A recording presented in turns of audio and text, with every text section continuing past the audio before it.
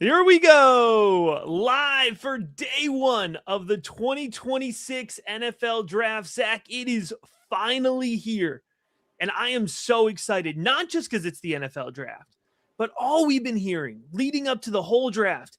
It's a weak class, it's unpredictable, there's going to be drop-offs. Do you know what that means? That means a more chaotic, a more exciting, completely unpredictable day one of the NFL draft. This thing is literally going to go off the rails at pick 2. Like, I am so excited. This is a year that we have been grinding the tape. You've watched over 300 players in this class. I've got 92 fantasy evaluations in. Dude, this is like Christmas. We're going to be chopping it up. We're going to be talking draft. And everybody who's watching live, we're going to say this a lot. Drop us comments, ask us questions about the draft. This is meant to be like a hangout, a live show for everyone who watches live. And if you're watching, the next day, Friday, Saturday, Sunday, you just want our live reactions, that's great as well. We're going to be going through team by team draft previews along the way, best player available boards. We've got some really great graphics planned out for you as we progress through each and every pick. Clearly, I'm fired up, man. Dude, I'm excited too. I mean, like you said, it's going to make for an exciting day one because you really don't know what's going to happen after, at pick 2 and after, right? Like the class, can you say it's weak? Yeah. Can you say it's got some depth? Sure. There's a lot to be excited about. You just don't know what's going to happen. And that's, that brings up a good point. Never say never when it comes to the NFL draft. We don't know. We don't know what's going to happen. We can make our best guess, but just like this year, I mean, it's going to be crazy. I mean, there's going to be a lot of what the heck moments for sure. And I can't wait for it, man. It's going to be great. I think I'm calling it right now. We're getting 3+ trades in the first round tonight. I'm calling it. Like it's going to be interesting to see who decides they want to come up for, let's say a guy like Caleb Downs or maybe Ruben Bain starts to fall. Who's going to come up and get those guys, Yeah, this is don't turn it off early, right? Don't go to bed early tonight, folks. Picks 20 to 32 are going to be the best. Folks, by the way, I hope you've noticed Zach is joining us from his kitchen room table here. He's got, is it Nike? I think is the dog's name. He's got the dog. We had to get the draft meme in here. Dude, Zach, I love this. A question right off the bat here from Brandon Mark. This is his first draft. What should he be watching for? Don't even give me names. Like, how do you enjoy the draft the best? I mean, obviously it's a little different for me because I'm going through the film, so it's a little bit bittersweet, right? Like, I've watched these guys since last summer, so it's like, I'm not going to watch these guys play college football again. So it's a little bittersweet for me, but things to watch for. It's the rumors that start to percolate a little bit. It's who's talking about coming up, who's talking about going down, and just keep an eye on those names. If you're watching, if you got the broadcast in the background and you're watching the stream, keep an eye on the names they like to drop. They tend to get a little bit more information, and that's a little sneaky thing. Rappaport might be talking about a certain player 5 minutes before he gets picked, and he usually has some intel. So keep an eye on that if you really want a little sneak peek on how the draft works. Yeah, I'd say, one of my favorite parts about draft night is we spend all this time saying this player is going to be a perfect fit for this team, right? Like Mekhi Lemon, he's got to go to the Rams. And then the Rams don't take Mekhi Lemon, right? So it just doesn't happen that way. Like, there's going to be a guy that a team just falls in love with that we don't know about, Yeah. I was watching a video. Tom Brady was talking about it. Obviously he's probably talking quarterbacks, right? But a lot of intangibles that you can't see on the field that you're not going to know about, that false rumors might start. You don't know about any of these things until you get that kid in the meeting rooms and the interview rooms and you're talking to him. So you don't know what was said in these interviews. And they might have just fallen in love with a guy like D'Angelo Pons and he goes as a top 20 player. You just never know. Yeah, I like this here. John from the DCLs, that's the fantasy leagues that we run out of the rookie big board. Runner-up for DCL1 last season, checking in. Well, John, I'd say we got to help you get that title. I don't know about that. I'd like to get that title. We'll make sure you get some good rookie picks so you can be runner up again this year. But I need to be able to get the W this time. I like it. We do have team by team previews lined up, and so we're going to talk about the Raiders once we get on the clock. But dude, I love it. The questions are firing in already. Joshua Butler talking about what stock can we put into Love at 3? The suspense is here like every year, even though it's mostly on defensive players this time around.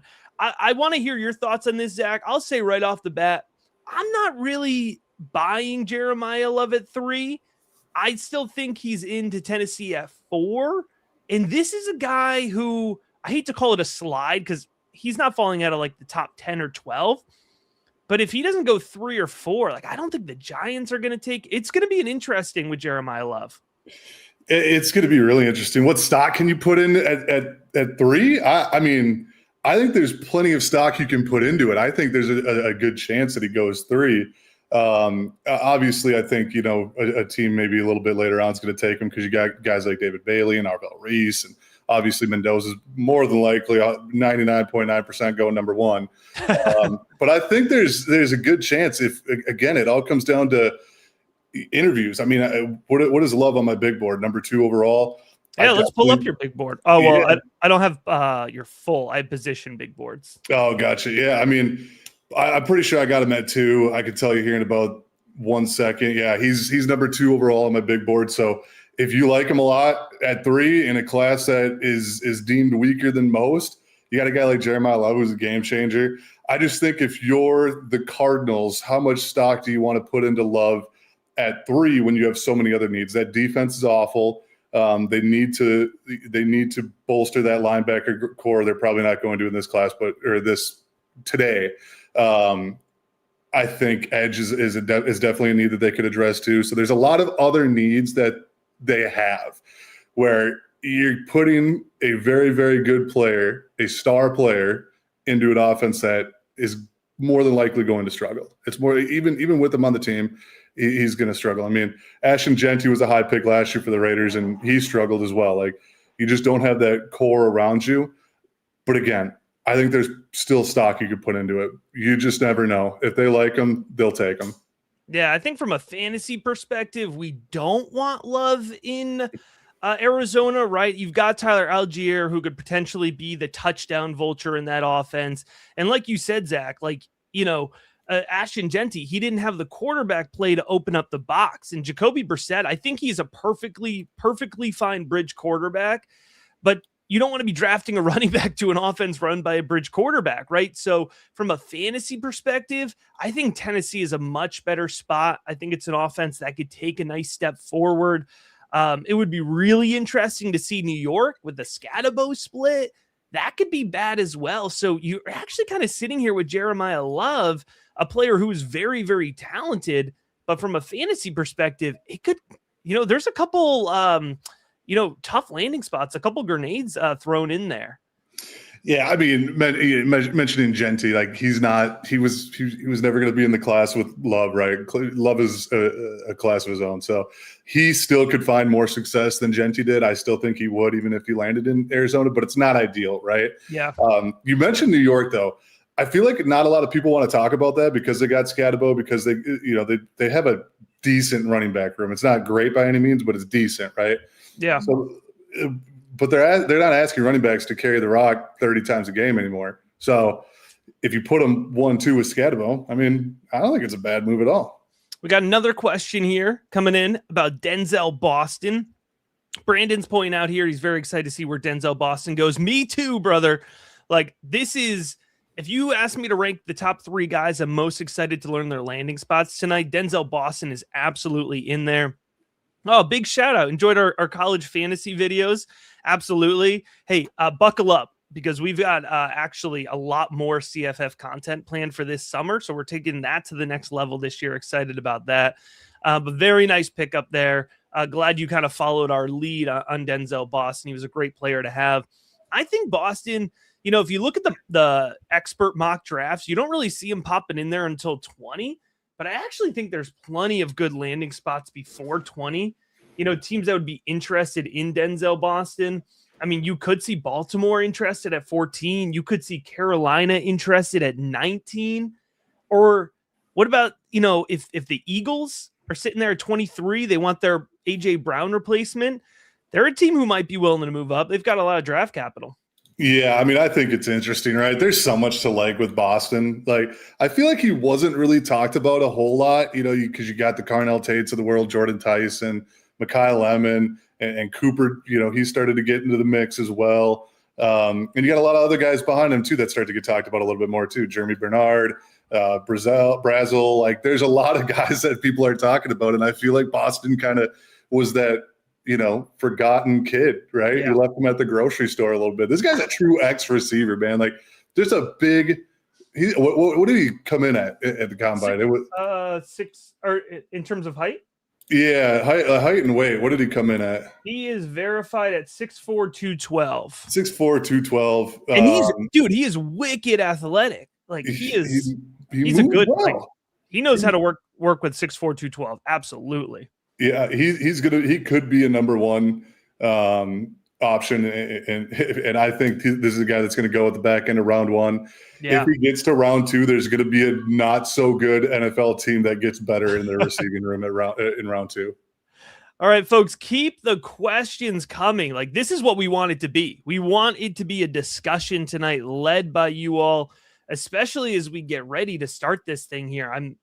You're going to see me. I'm going to keep looking down. Zach's looking to the side. We're watching, our respective streams. Are you an NFL Network guy? I'm on NFL Network. Honestly, I got people at the draft right now that are texting me, so I'll probably know it before. I won't spoil nothing though. Don't worry. I was going to say, let's try not to lead them. Let's try not to lead them, folks. Make sure to give the video a like as you're popping in to check it out.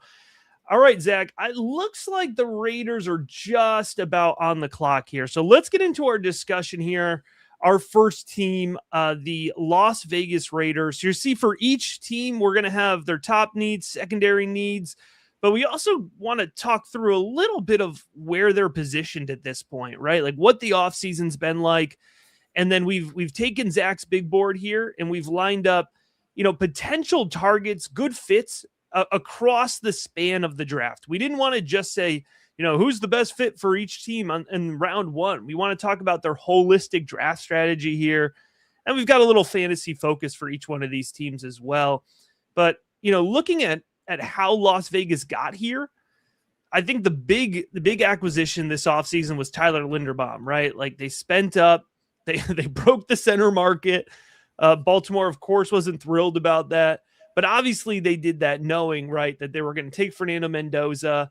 That I think what's encouraging about him, both from an NFL and a fantasy perspective, is you can tell this is a team that's putting a big emphasis on supporting him, right? Like, even bringing in Kirk Cousins, whether Cousins ever starts a game or not for the Raiders, right? Like, that's a smart move for a guy like Fernando Mendoza.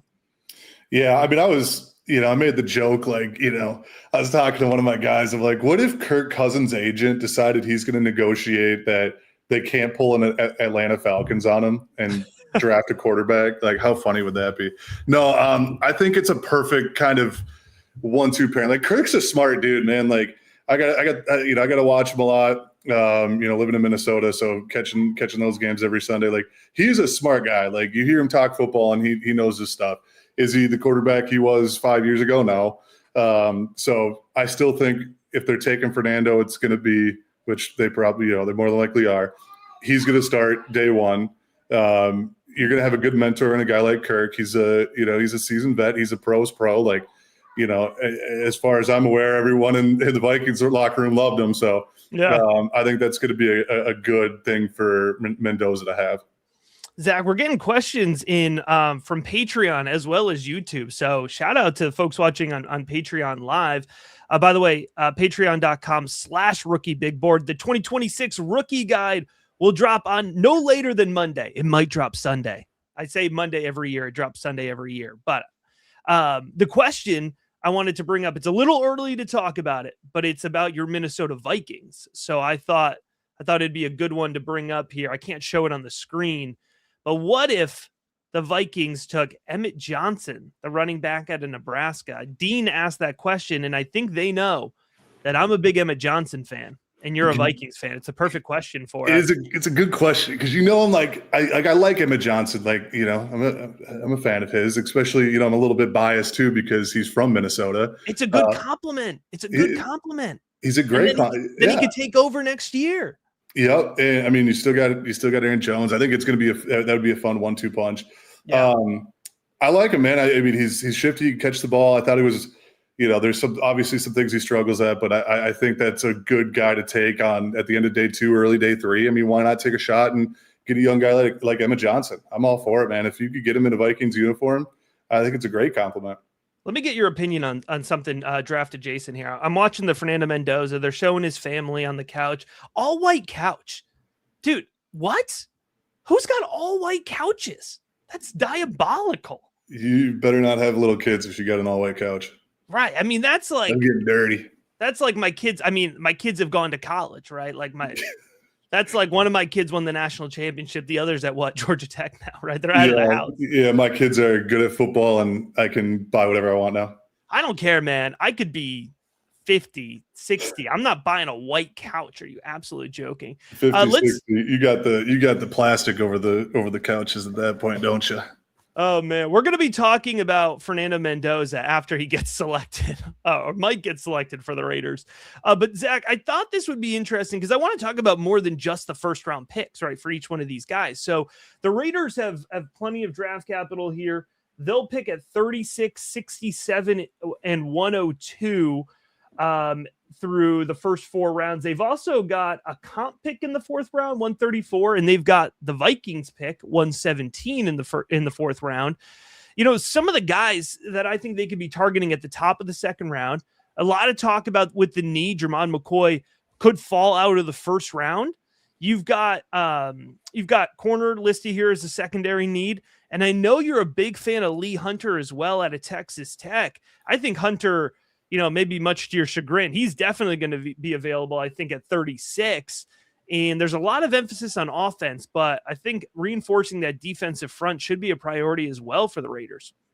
Yeah, I mean, there's definitely a big need for the defensive line, and Lee Hunter, man, I have a lot of hopes for him. I need you to be a good locker room guy too, and know your role when it comes to where you're about to get drafted. There's plenty of needs for the Raiders, right? You're drafting first overall for a reason. I think they need to get a receiver to build out that receiving core too. I actually went on one of the Raiders radio shows this offseason too, just talking about needs. And we were kind of breaking down the 2nd round and what it could look like. I mean, you got Fernando Mendoza at 1 here. And then who's he throwing the ball to? Jack Besh, Trey Tucker. I know they signed Jalen Naylor. You got some help on the offensive line, signing Linderbaum. You might need to attack some pass catchers here early on and see if you can get one of those top guys either jumping up back at the back end of round 1. Maybe a guy like Boston falls a little bit, or a guy like Cooper falls a little bit. Maybe you love a guy like Bryce Lance and you want to snag him earlier than people expect. Who knows? But I think you definitely got to find a way to compliment Mendoza early on in his career. Absolutely. By the way, folks, I just want to let you know ahead of time. You may see me as fantasy picks are made. You're going to see me looking off to the right a lot. I enter immediate projections for each and every fantasy relevant pick instantly into the projection sheet that is available to all Rookie Big Board patrons. So if you see me looking over here while Zach is talking, just know that's what I'm doing. I'm normally we're normally a little tight, a little bit more buttoned up, but we're doing a lot of things, and that's the point. We want to embrace this full experience with you. Yeah, we're just hanging out. Raiders have been on the clock for what, 4 minutes now? And are they going to milk this whole 8 minutes? Look at this. Eric is joining us from the chat from the Dynasty show. Eric, as well as Pete and Anthony, will be joining me for the day 2 live show tomorrow. Much more fantasy focused. So Eric, keep chewing that bubble gum. All right. I expect no bubble gum on tomorrow's live show. But here it is. The pick is in, Zach. The suspense. Oh man. I don't know if I can handle it here. Well, it's already done. What I can tell you here, I've entered in the projection here already for Fernando Mendoza. Wait, hold on. I've almost got it. Oh, look, he's a Raider. Who'd have thought? So I've got the projection in here. Just so folks know, the instant projection for Fernando Mendoza is QB 19. This is my seasonal projection for him. QB 19 right now. I like the landing spot with Vegas. I think he's going to get the shot to play right away. Well, I mean, maybe Kirk Cousins gets two games or so, but I'm not buying this like 6 weeks thing or even a month, right? So I think he's going to get on the field pretty quickly. High touchdown to interception ratio. That's something that we don't often see from rookie quarterbacks, but I think that high football IQ, right? The confidence that he has throwing through tight windows. I really appreciate his comfortability sticking in the pocket and working under pressure. I'm sure something that Zack, that you've seen, watching his tape as well. The sneaky thing for fantasy folks, he's got some good burst running in a straight line. So I think between 2 to 4 rushing touchdowns is absolutely in play. And I've got him at 2 rushing touchdowns in my instant projections. I mentioned that's quarterback 19. If he gets up to 4, I mean, that's probably enough to get him up to QB 16. So a really solid QB 2. And, in a super flex league, 102, 103, he's absolutely in play. You know what's even better about this too? Because we talked about Kirk Cousins, but Clint Kubiak being the head coach too. You have that pairing with him and Cousins, and again, it just kind of gives that familiarity. I think it's going to just be a better situation than it looks on paper in terms of the roster, but in terms of staff and having Cousins, I think it's just going to be a good situation for him. I think he's going to find some success early. We just got to build some pass catchers around him. I mean, that's the main thing, right? And obviously an offensive line. But building an offensive line doesn't take 1 year of drafting, right? It's going to take a little bit of time. So I think overall Fernando Mendoza is going to have a good, solid career, and just a very cerebral type of guy. And I think he's going to do well, man. It's a good pick. What's going to be really interesting here, and I've got my best available fantasy chart up here. What's going to be really interesting, right? Carnell Tate, Mekhi Lemon, Jordan Tyson. That's the order that I enter into tonight with for those top 3 wide receivers. Who ends up being that 102 for fantasy, right? Like, who gets the best landing spot? Or if we don't get a clear top guy, does Fernando Mendoza end up with that 102 ADP? That's going to be something really interesting to watch here. But the Jets are on the clock here. So I want to go ahead. I want to jump over to the Jets. I think this is where the draft starts right now, right? A lot of people are saying Arvell Reese versus David Bailey. We had that conversation in our last and final mock draft. But past that, Zach, pick 16 is going to be a big one, right? Talking about potentially Denzel Boston, Chris Johnson. And then are they going to address the quarterback situation at any point? You guys can roast me all you want for Chris Johnson at 16. This is a good football player. That is Nobody's a good roasting you. player. This is a safe space. It's a great spot for him. I think when you're looking at 16, right? Like this, depending on where you go here. Let's talk about 2 for a second, because I had this conversation with another one of my guys where Arvell Reese or David Bailey, right? Hold on, sorry. Before you get into it, who is it? I'm going Arvell Reese. I've landed there. It's one of those where who do you want? You want the guy who you got to give me a name. David Bailey. All right, put it in the chat, folks. Put your guesses in the chat. David Bailey, Arvell Reese. You're going David Bailey? I'm going David Bailey. I'm going Arvell Reese. We want to hear. Throw it in the chat. Who are we going? Who do you want? Who do you want to have success right away? I think David Bailey is going to have more success early on, but I think there's more potential for a guy like Arvell Reese. And Aaron Glenn needs to win now. And I know the chat is split. The chat is split. They're split, huh? 50-50 votes. Yes. Let's go. So they're either with us or against us. We're split. They're split. Nobody knows. Nobody knows. I know now. I just got the text. Oh, easy now. Oh, man. Don't worry. I won't spoil it. You got the text. You're getting tipped from the draft? I just got the text before I said it. I promise. Are you saying notification or from your sources? No, I got a couple guys that are there right now. It's pretty cool. They're in the media room. All right. Well, good. Well, let's tap into that for some good later on. All right. Not just to tip our picks away here. There you go. No surprise, though, right? It's one of those 2 guys. Yeah. Yeah, nothing too wild. Yeah, nothing too wild, but it's it was all kind of depending on what the Jets wanted to do. Did You were right. You David were Bailey, right. baby. It's David Bailey. He's a good player. I feel like we start getting towards this time of the year where we kind of start overanalyzing things. Yeah. He had a solid year at Texas Tech. He was not bad at Stanford. I think he was him and Jacob Rodriguez were a huge part of why that defense was solid. So not a bad pick by the Jets here. Very nice. I think we got a Texas Tech fan in the chat here with John Butler throwing a recum here as David Bailey gets the pick. Dude, I'm happy for Texas Tech fans. I truly am, dude. So fun to see your team. Just get built up like that. Yeah, that was a hell of a run. I mean, I don't think anyone had them going as far as they did, and man, they found success this year. It's good to see. Check in from Patty. Says 2 for 2. I think referring to the Rookie Big Board draft contest.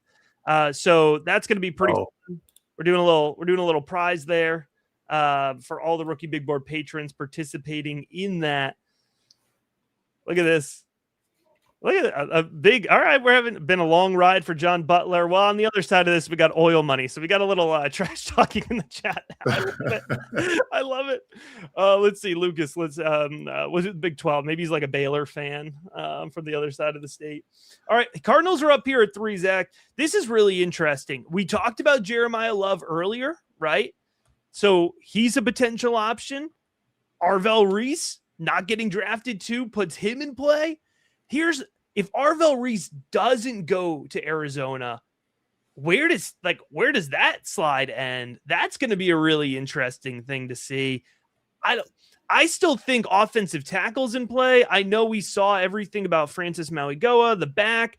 I don't know. I think that's in play, and I also think they probably want to try to trade back. I mean, what are you pegging it at here? I think they're going to take all 8 minutes here and try to trade back. I think this is a good spot for one of these teams at the, around the 10 range, 10 to 12, 13 range to come up and see what they can do. That even might be a little low too. But if you're going to go with a guy, if you're going to sit and pick, I mentioned the Cardinals needing linebacker, edge. Again, while we were discussing the David Bailey pick, we were having this conversation of if Arvell Reese isn't a good edge, if he's not going to be that edge that you're drafting him at 3 to be, you got a very good off-ball linebacker that, yes, typically you don't draft an off-ball linebacker at 3. I get it. But you're drafting him to be an edge, and you need both edge and linebacker on this Arizona defense, man. So you take a shot with him at edge. You try to develop him into a stud pass rusher, a good run defender. And if it doesn't work out, you move him as an off-ball linebacker, and you have a great off-ball linebacker. So it's a safe pick for Arizona, and that's where I would go. And right now, I'm 2 for 2 on my draft guide mock, so I'm going to try to make it 3 for 3 here. By the way, I need to mention that in the comments of this video, you will find a link to Zach's full Substack, which includes his 2026 draft guide, which is just as useful during and after the draft. And he's running a nice promo for all the Rookie Big Board viewers. It's 50% off for your first 3 months. So I encourage you to check that out. Again, link is in the episode description. Make it just a nice for you guys too. No one else is getting 50% off. Just for the Rookie Big Board guys. And we're not throwing this out on Twitter and everything. No. Here's a good one, Zach, because actually the Jets pick snuck up on me.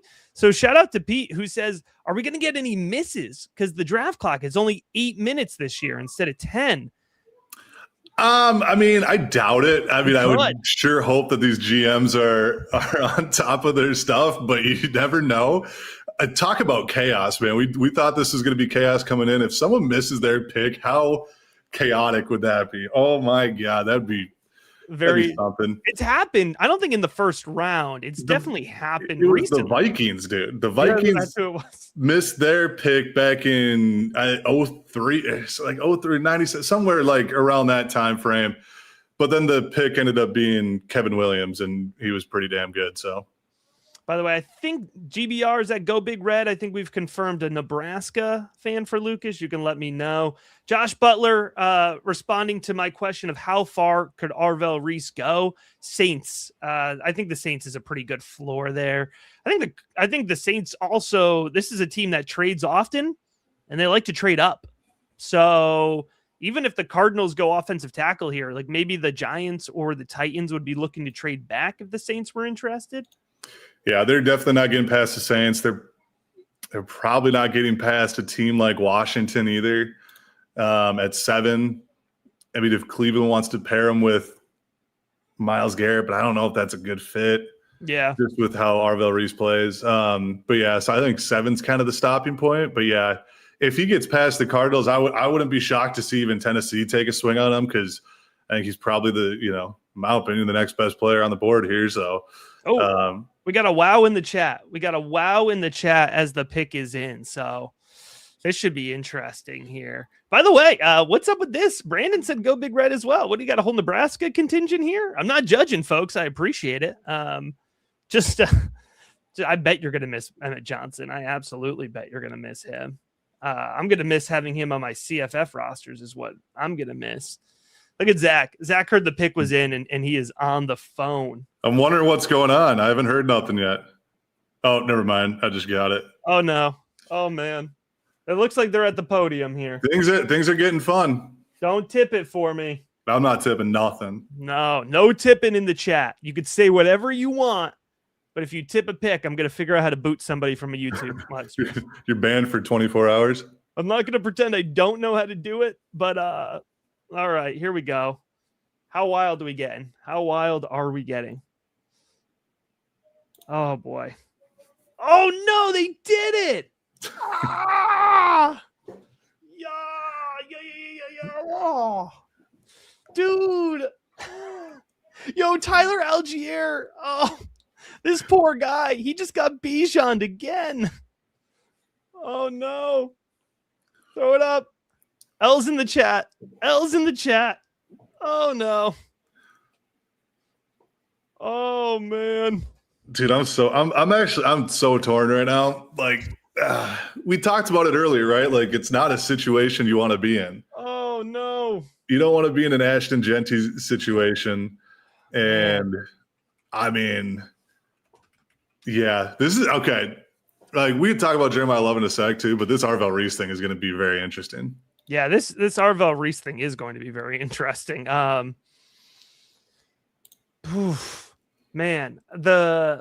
I'm putting in the projection now, so I'll let you kind of take the lead here. But man, it's I mean, Tyler Algier isn't going to stop Jeremiah Love from getting like 225 touches, but it's not ideal. What's your read on the offensive line? I mean, overall, it's an offensive line that needs plenty of work too, right? Like they need offensive tackle, they need interior line. I mean, it's a spot where it's not the best, right? Like, correct me if I'm wrong, but I think it was like a bottom 5, at least bottom 10 offensive line, and I'm sure we could find it. I know who's their left guard, or they had one of the. Oh, wait, did they lose? Did they lose Isaac Seumalo? Because he had a solid year last year. But that right side struggle, I know Paris Johnson, he's still young. He's still got some time. I think there's still some potential with him. But yeah, there's still plenty of holes to fill on that offensive line for sure. If I go to Arizona, they still got Isaac Seumalo. That's right. They got him from Pittsburgh. But yeah, no, I mean, this is one where he's going to slot in at the number 1 running back spot. I think he's going to take the majority of touches. I still think he's going to get 20 to 25 touches. But again, like I said earlier, like running backs aren't taking 30 plus touches. Like how many running backs are taking 25 plus? You know what I mean? So like, right. Tyler Algier compliments him well. I mean, they got a good running back room now.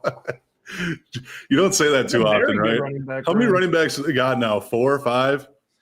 So my instant analysis here, and sorry, I'm going to flip it here. The Titans are on the clock.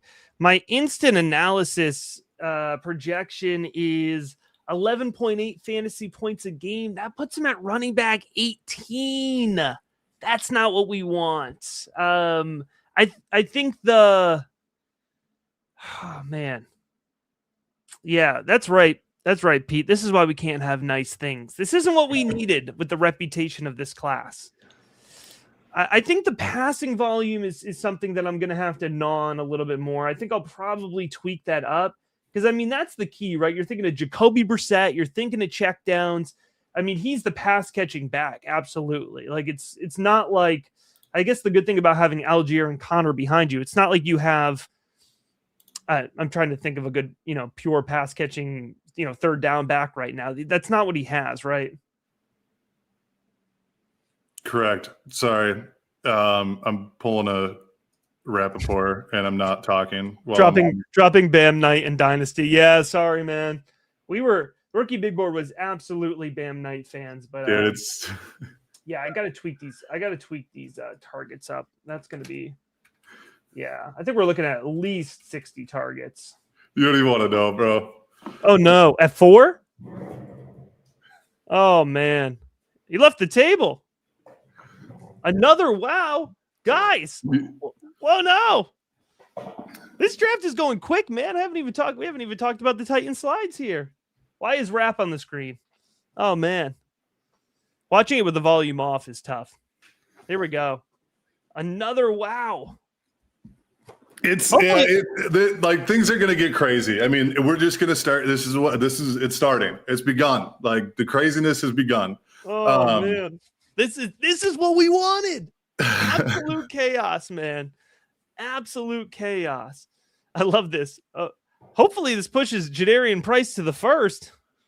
Brother, I don't know about that. I'd be surprised, but also the Seahawks sitting at 32, you just never know. Seahawks ain't picking at 32. You don't think so? You think they're going to trade out of it? Yeah, I think so. Oh man, I'm stressed. Somebody said let it be a wide receiver. So I'm just going to pull up Zach's best wide receivers here. I want to go through some of these positions. Cardinal Tate. I mean, he's my wide receiver one by a decent margin there. I mean, obviously, like I like Jordan Tyson, Mekhi Lemon, Cooper, Boston. Like I like those guys a lot, but Cardinal Tate just does a lot of things extremely well, and I think he does them extremely consistent. Where, if anyone tells you he's a wide receiver two, like this guy has potential to be a wide receiver one.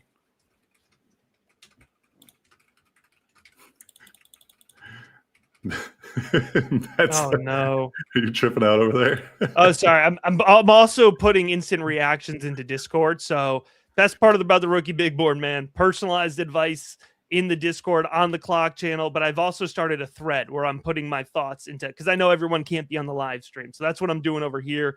But now I can see the screen. What's going on? I'm so nervous. Carnell Tate, yes, yeah, man. This what I was talking about with Mendoza. Like Mendoza, you need to build some pass catchers around him too, and like they're doing that with Cam Ward now. There you go. Yes, dude, Cam Ward. Yes, I love this, dude. So we're gonna get support behind Cam Ward. We were all in on Cam Ward last year, absolutely. And dude, what are we always doing? We're always chasing volume. I mean, it's gonna be like 125 targets minimum here when I put him into the sheet. This is it. That is a juicy landing spot. Big armed quarterback throwing deep.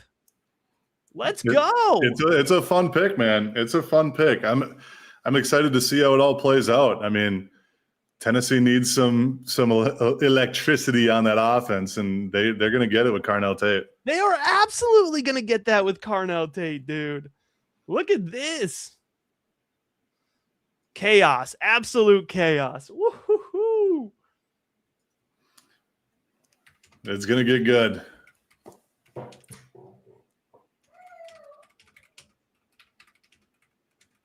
All right. Here we go, baby. Here we go. Absolute chaos. All right. Titans aren't on the clock anymore. Giants are on the clock. I mean, geez. Arvell Reese here? See, that's an interesting pick. Just because you got Brian Burns, you got to have Dual Carter. Yeah, they put a lot of money into that. Kayvon Thibodeau, there's a lot of I just don't think it's one of those needs where we go back to whoever said it, like the slide stops at the Saints at 9, and I said it's going to stop at 7. I mean, he at this point might get to 7. Who knows? But again, it's all going to be, I know a lot of people want to talk about, like, if you view this guy as an off-ball linebacker, you're an idiot. You don't know what you're talking about. There's going to be plenty of teams that view him as a linebacker and not an edge rusher, and you just don't draft guys like that high. So in that case, you're probably going to get him to fall a little bit. I do think, 7's a good spot for him. I think 9's a good spot for him. But yeah, this is going to get interesting. Just putting in the projection here. That's why I'm push more wide receivers up. Yeah, for sure. I mean, absolutely. I mean, Carnell Tate gone, you're going to see a team like the Saints or, even Washington, the Rams, the Jets later on. Like, if they like Tyson and Lemon, they're going to have to probably come up and get them. Dude, I mean, if Calvin Ridley wasn't toast already, but definitely. Do we think because the Giants, because you like the Giants too, don't you? I know you're no. I'm a recovering Giants fan. You're okay, gotcha. They got Tremaine Edmonds, Micah McFadden. I mean, I think the Saints did. I know I said it before, and it was a good shout. I believe it was Josh in the chat said, Saints could be the floor man. They could be calling up to the Giants right now. Like, I bet they would be. We got a trade. Does this? Oh, we do have a trade. Does this put Tate in projection below Love? I like this. I don't think I could get behind that, but I think Tate's ADP is going to be above Fernando Mendoza now.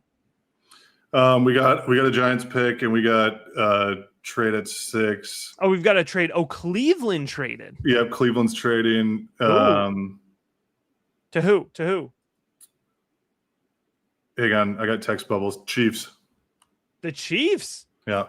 Oh, brother, are we going to let the Chiefs get Arvell Reese? All right, I'm going to put the Chiefs on the clock then. I'm going to trust your inside sources.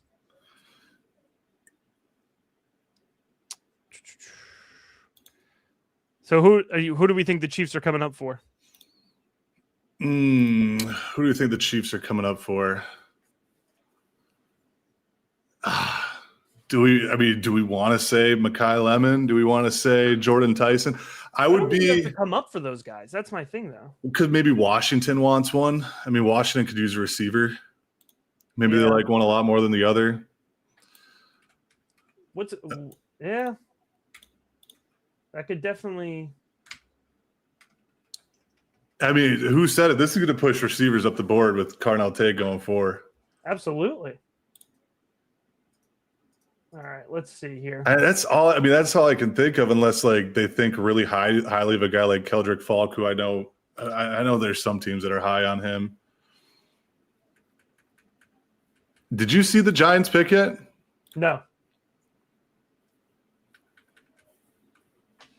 Finalize it. So Carnell Tate, initial projection here, 127 targets, 65% catch rate, 1,150 receiving yards, 7 touchdowns. Is that too aggressive? No, it's not, right? No, but I'm sorry. I'm trying to find Cam Ward while we're here. I'm trying to find what the Browns gave, or not what the Browns gave, what the Chiefs gave. Yeah, Mike Garrett tweeted it. It's pick 6 for pick 9, 74, and 141. Interesting. Okay. So Cleveland moved back. They're playing it smart, man. Hate to say it.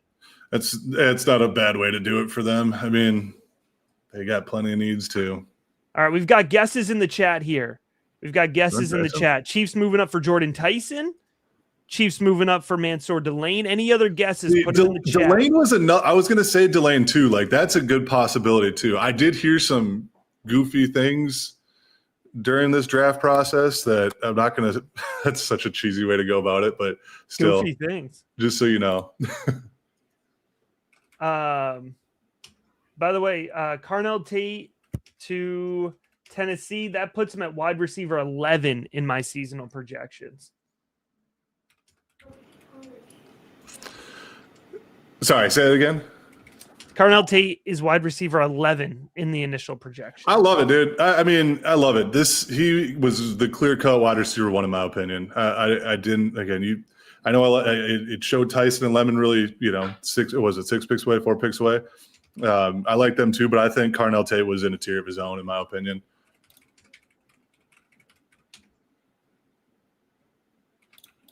I'm really kind of intrigued to see what this Chiefs pick is.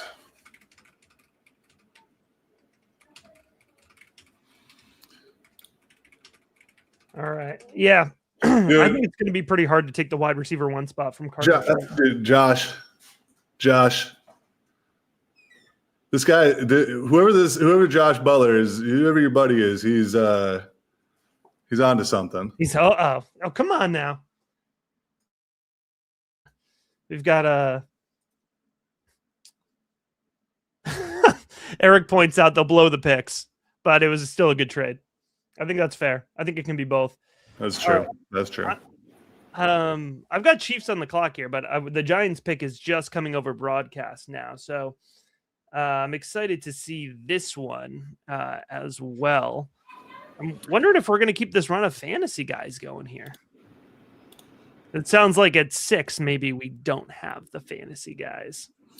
So I didn't mean to spoil it, but Josh is smart, dude. He's onto something. Oh, jeez. He's a smart guy. You're getting it from the room. You're not ahead on the broadcast, right? I'm like, no, I'm not ahead. I don't even have it on. You can't see my TV because I'm in my kitchen right now with my dog, but I don't even have the draft on. Well, yeah, he's got it on though, right? My dog. That's your source. Zach keeps talking about his sources in the media room. This is my dog's over there telling me what it is. He's got his freaking dog back there. Oh man, I think it's Nike. I'm pretty sure his name's Nike. Oh man. All right. Long term. All right. So let's say it's Delane for the Chiefs at 6. They've got other needs to hit. Blake Miller, Akeem Mesidor. Those are guys who could be, sitting there. They've got that second selection right at the back end of the first round. All right. It is Arvell Reese for the Giants. That one's official. Dude, it's interesting, honestly. It's really interesting. Wow. That is we talk about this. We talk like double down, like reinforce what you're good at. But like, brother, there were other needs. There's plenty of other needs. They're actually not bad at that edge position, I would say.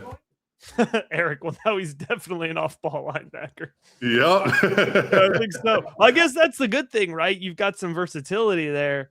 I mean, you have to. I'd say you have to imagine Harbaugh loves him, but actually, it's not the type of player I really think about initially for Harbaugh. He's definitely an off-ball linebacker now. No doubt about that.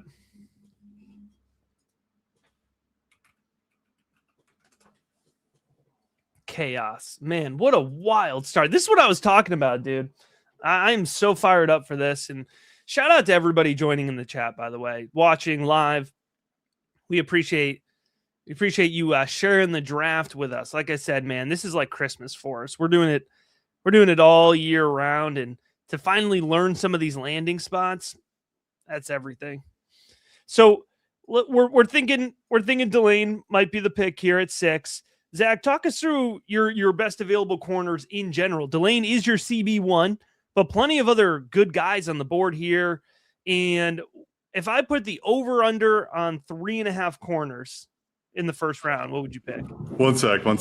Oh boy, here we go. It's getting further into further into the resources. Oh, shout out to Joshua, new to Patreon and Discord. Hey, I hope you're enjoying it. Good testimony right there, folks. Now is the time to get in on it. The best part, I will say, my absolute favorite part of this time of year, starting on Monday. I mean, the channel's open now, but we've got an on-the-clock channel in Discord. And starting on Monday, that thing just goes off. So you get to experience not only your own rookie drafts, but experience everybody else's too. It's very fun. Was that enough vamping for you? Clearly not. All right. Oh, clearly not. Well, Zach's got his best available corners. Let's check in here on our, let's see, Chiefs are back on the board. Let's check in on our best available fantasy players here. We've got 1, 2, and 3 off the board so far. I think it's going to be really interesting. I know he talked about the wide receivers, but Kenyon Sadiq sitting there at 7, man. He could really move up the board. I could see him going as high as 5 with the right landing spot. So that's going to be a really interesting guy to track here. And I know folks aren't in on him as high, but I'm leaving Bryce Lance in my top 12. Wide receiver 7. He's not going tonight, but don't be surprised if he goes tonight. That's all I'm saying. Which one? Bryce Lance? Yeah. Oh, yeah. He's not going tonight, but I think there's a good chance that he's going earlier than a lot of people expect. Like, he's not going tonight, but he could. But maybe. Dude, just talk about, we want to talk about all the chaos. Yeah, that would make for some chaos. That would be a pretty big addition to the chaos. That is for sure. You want to talk through your top corners? Top corners. So Delane just went. I'm going to be a big Chris Johnson fan. He's not going to go this early, but I do think, honestly, I think the corners are going to start. I think they're going to drop a little bit. I think Jahmyr McCoy is going to go a little bit later than we expect just because of the knee. I think Pons might be. I have McCoy, then Pons at 6 and 7. And I think Pons could maybe jump him just because of the latest, news that kept coming out. I love Avion Terrell. I think this is a guy that, tackles really well. I think he's good against the run, but he's also a tremendous cover guy. Watch out for Brandon Cisse. He was one of those guys that kind of he wasn't talked about a lot towards the end of this process here. So I think it's going to be interesting to see where he goes. Next would be like a guy like Colton Hood, who is just a good mover in space. Like, this is a guy that can cover a lot of ground. I like him a lot, but again, like, we got to stop sleeping on my guy, Chris Johnson. There's going to be a team that falls in love with him. I wouldn't be surprised if he ends up going in the first with how high I have him. If not, someone's getting a steal in the second or third round, man. Because this guy's all around just a really good cover corner. Absolutely. All right, Chiefs pick is in here. I'm so happy that you put Chris Johnson as the picture too. I'm just brother. I got you. Wait till you see. I've got some. I tried to give you some shout outs throughout. The guys who, in those who have been watching all the draft shows, going all the way back to summer, they know. All right, there it is officially. Mansour Delane is the pick here at 6. Our inside sources were correct. Yeah, Josh was good, man. Josh was spot on with that one. Well done, Josh. So this gets us to 7, right? So that's Commanders? Yes. Am I getting that right? Once the order gets thrown off once, I'm like, what's going on? It throws it all out of whack. I forget what's what, up, down, left, right. It all doesn't make sense anymore. Yeah, we this is another team that could be looking to move back. No second round pick, I believe, right? For Washington. Is that correct? That would be correct, yes. I believe they don't have a second, but a team who's also in play for wide receiver. I've been hearing Jordan Tyson to Washington. I've been hearing that's a fit. I'm still fascinated to see, about the knee, if anybody's worried about just the long-term health in general. But as you get further down the board, or maybe here, maybe edge is an option here, but, kind of identified Gabe Akis, Malachi Lawrence, maybe some day 2 edge guys. And then day 2 edge guys. Yeah. I don't think edge is going to be the pick here. If it were me, like, you got a guy like Caleb Downs still sitting there. You got Jordan Tyson still sitting there. But you got their secondary need at linebacker. I guess that's what I put. I mean, they could go linebacker, or if they really like a corner. Like, if they really like Avion Terrell, or if they really like Colton Hood and they feel strong about him. But I think Sonny Styles is in play. Mentioned a couple corners there, and maybe even a guy like Caleb Downs. Eric's rooting for a Jordan Tyson or Mekhi Lemon pick here. I just really want them to help Jaden Daniels. I just really want them to help Jaden Daniels. That would be fantastic too. That would be great. They're really just sitting there with McLaurin, right? I mean, if you're gonna help Jaden Daniels, you should maybe get some good offensive linemen too. That's fair. It's hard to argue with that. Saints staying put, man. Look at that. They didn't end up trading up. The Saints are staying put? Well, I mean, Washington's up right now, so I just expected them to trade up at some point. So far we've got one trade, right? I called 3. I saw a tweet that Matt Miller put out. He said 8, and 8 might be on the low end. 8 today? Mm-hmm. 8 trades today. That'd be insane. But yeah, that's what I'm going to try to find. I feel silly now for calling 3. Cool. The Commanders, though, Zach, I think they enter this draft in one of the weirdest places, right? Because they were in the NFC Championship. Was it championship or semi? They were in the NFC Championship game 2 years ago. They bottomed out this year. They had an old team. They've kind of gone in with Laramie Tunsil on the offensive line. They signed away. They've gotten, they've reinforced that defense like Leo Chanel and Meek Robertson, but it still feels like this is a team that needs to build out depth, right? And they don't have the picks to do that. So what do you prioritize? The picks in, so no trades. Picks in, so no trades. I mean, like I said, you got to prioritize that offensive line. But I also think when you look at how the board is falling right now, if you can't build that offensive line, let's get our young star quarterback some receivers. Yeah. But again, like, who do you like? Do you like Jordan Tyson or do you like Mekhi Lemon? I like Jordan Tyson a little bit more. So, like, I might go with that type of receiver over a guy like Mekhi Lemon. Right. At the same time, like, the defense isn't the best, right? Like, the defense isn't great by any means. And even if you do have some pieces, Javon Kinlaw, Daron Payne, Tim Settle, I love Odafe Owe. I always have. I got a soft spot for him. Like, that was someone I really liked coming out of Penn State. But I still think you could use a linebacker. And, like, you look at best player available, Sonny Styles is the best player available. That is true. I didn't even thought about Styles at this point. That's Dude, interesting. I have never not been able to keep up with insanity. Like, it's just starting to fall, dude. Eric says the only O-line he would take here is Vega. I'd probably, yeah. Do you know where I actually landed on with Vega? I put him in the mock here. I think the Giants could take Vega. That is a Harbaugh type guy. The Giants at what pick? That 10. Oh, they do have 10. That's right. They have 10 now. Ooh, yeah, that's right. Basically swapping. I freaking finish a 7-round mock draft the day before the dang trade goes through. Should have known better. Yeah, I'd have let that out a little bit. There it is. Washington. Sonny Styles. They did go Sonny Styles. Sonny Styles it is, and I already – oh, my gosh, dude. So nothing for Jaden Daniels. Folks, what are we doing here? Nothing for Jaden Daniels. Nothing for Jaden Daniels. Sonny Styles he's a stud though, right? Like, this dude can really do it all. Like, I mean, he could have been a top 5 guy. He could have been a Giant. He could have been a Cardinal. Like, you don't typically see guys like that go that early. And I mean, correct me if I'm wrong, but like, someone in the chat can tell me I'm an idiot, but I'm pretty sure like a lot of first round linebackers have not been great. I'll have to put the research department on that. Put your producer on that, would you? All right. We are in a great place though right now, Zach. Do you know why? Why? Because the Saints are on the clock, and my man, my guy, our guy at the rookie big board, Tyler Shuck, has 2 fantastic potential weapons that could be added. It has to be. Okay.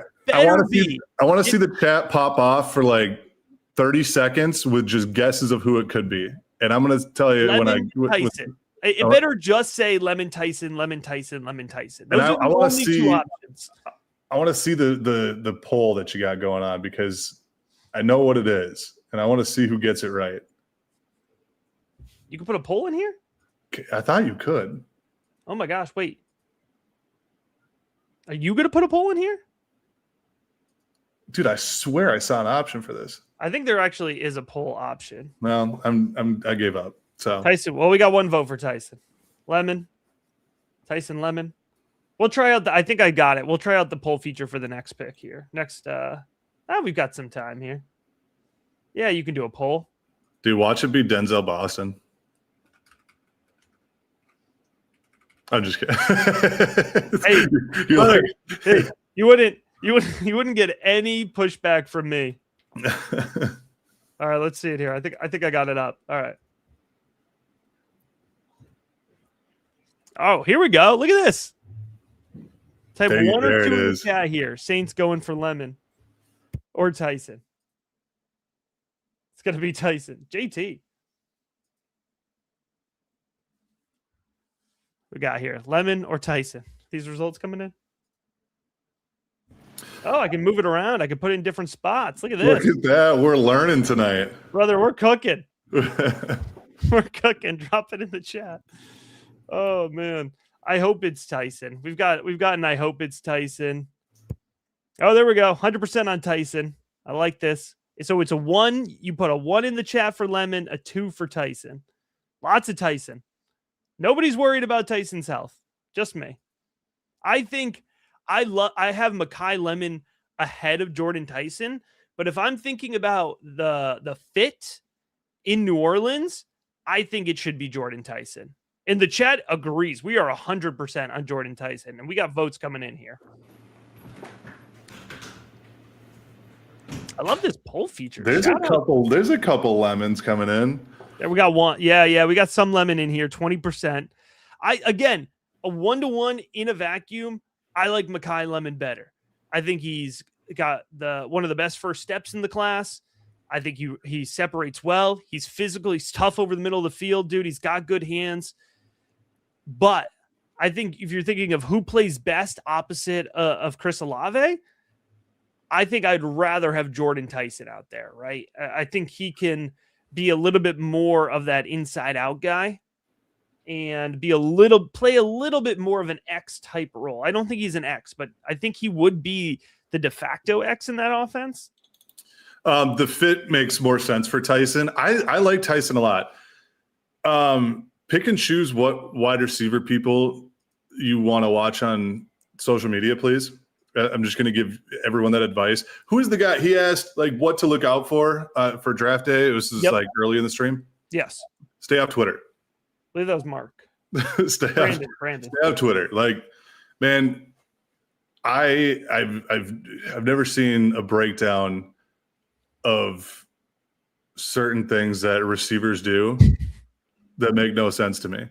I mean, I coach receivers at the high school level. I'm no college coach by any means, but like, there's plenty of things that are not correct. There's a lot of things that Tyson does well. There's also a ton of things that Mekhi Lemon does well as well.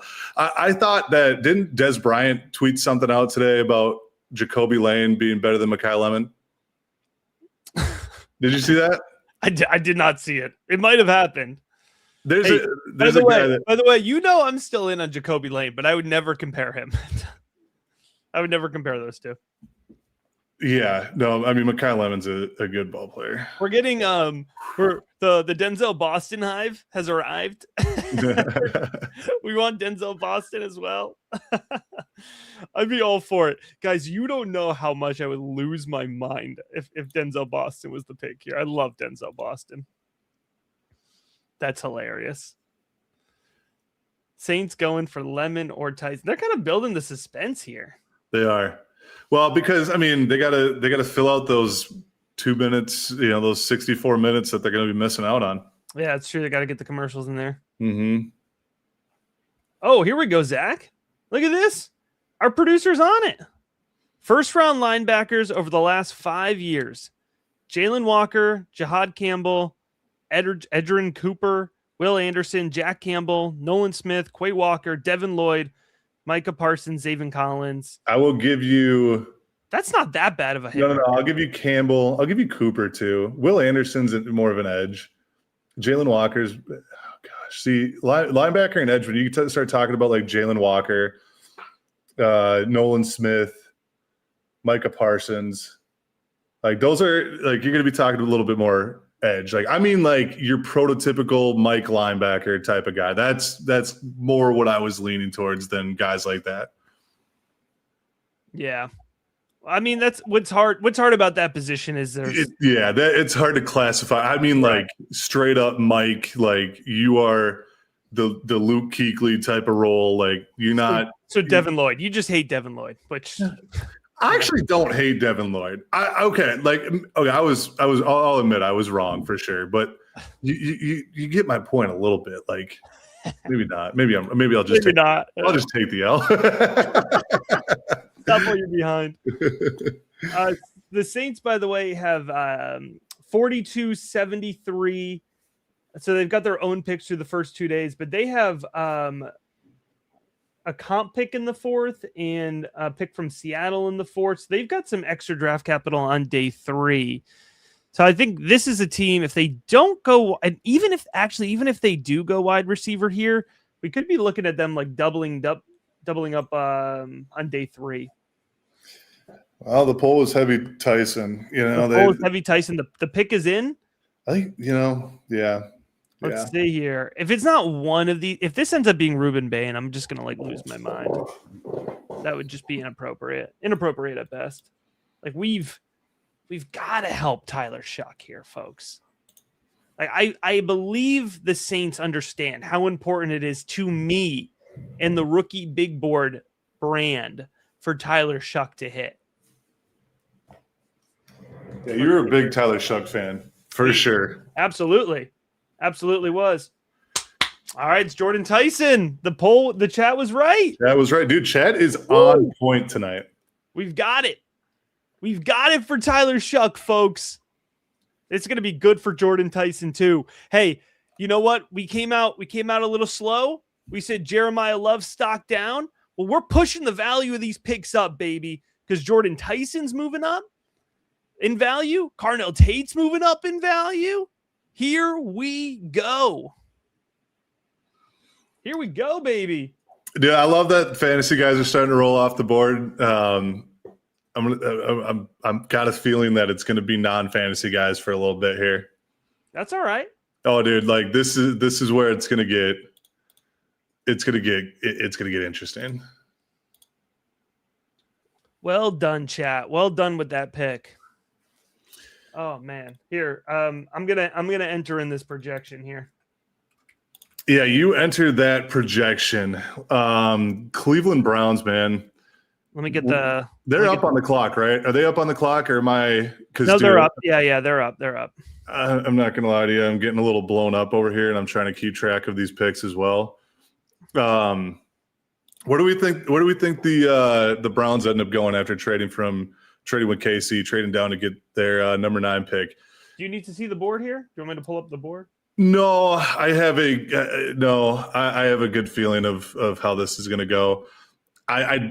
Quarterback is obviously one of their top needs. I don't think that quarterback is going to be the pick here. I think I feel pretty strongly about that. I don't think Ty Simpson's going to go in the top 10.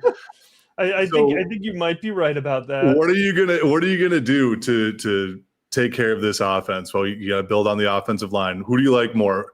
Spencer Fano out of Utah, Monroe Freeling out of Georgia. Personally, Freeling is my offensive tackle 1. I think this guy has a lot of intangibles that I think is going to translate well to the NFL level.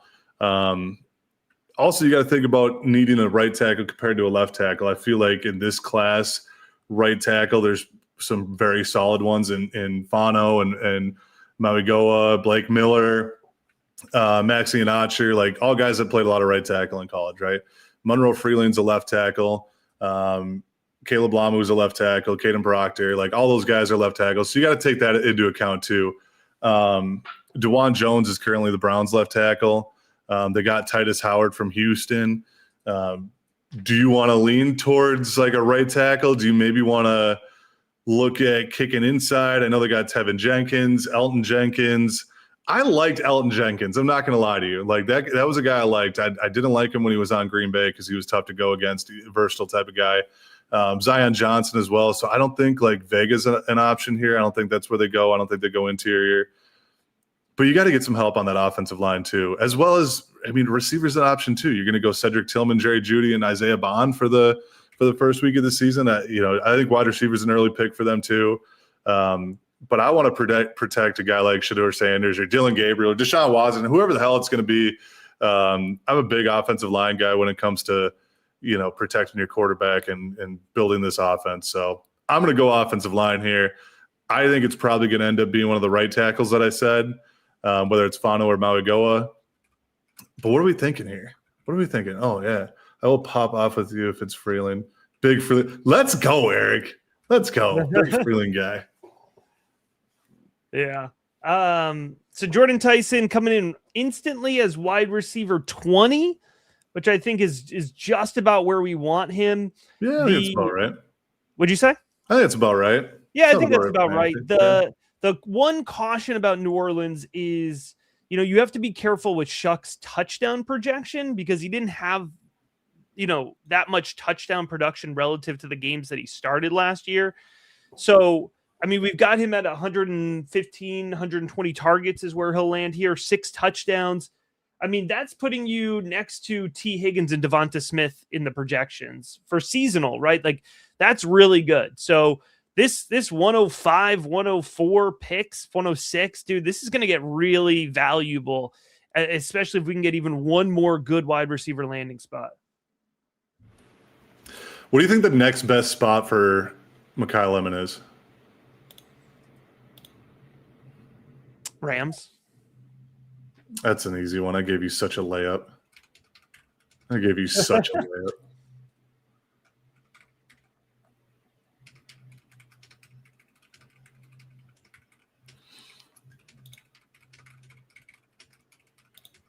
All right. I'm thinking here. We got other than offensive line. Like if we're thinking, let's just go off the rocker a little bit. If we're, oh gosh, dude, here's where it gets a little interesting. Like, what about like Caleb Downs, man? Like, this is such a Kyle Hamilton situation. 2 different players, by the way, 2 different players. But I'm just saying, like, this is like one of those scenarios where didn't the Ravens, who are at 14, take Kyle Hamilton at 14 when the Vikings could take him at 14 or 12 or whatever?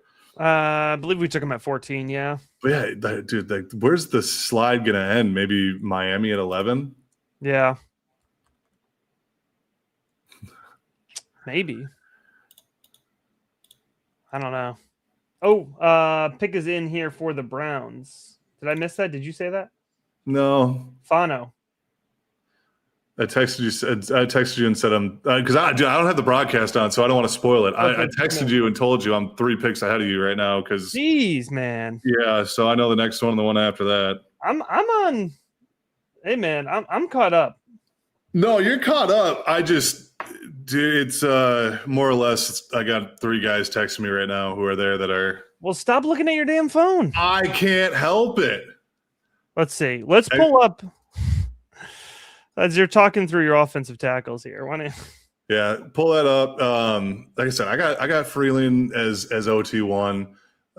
Look, left tackle.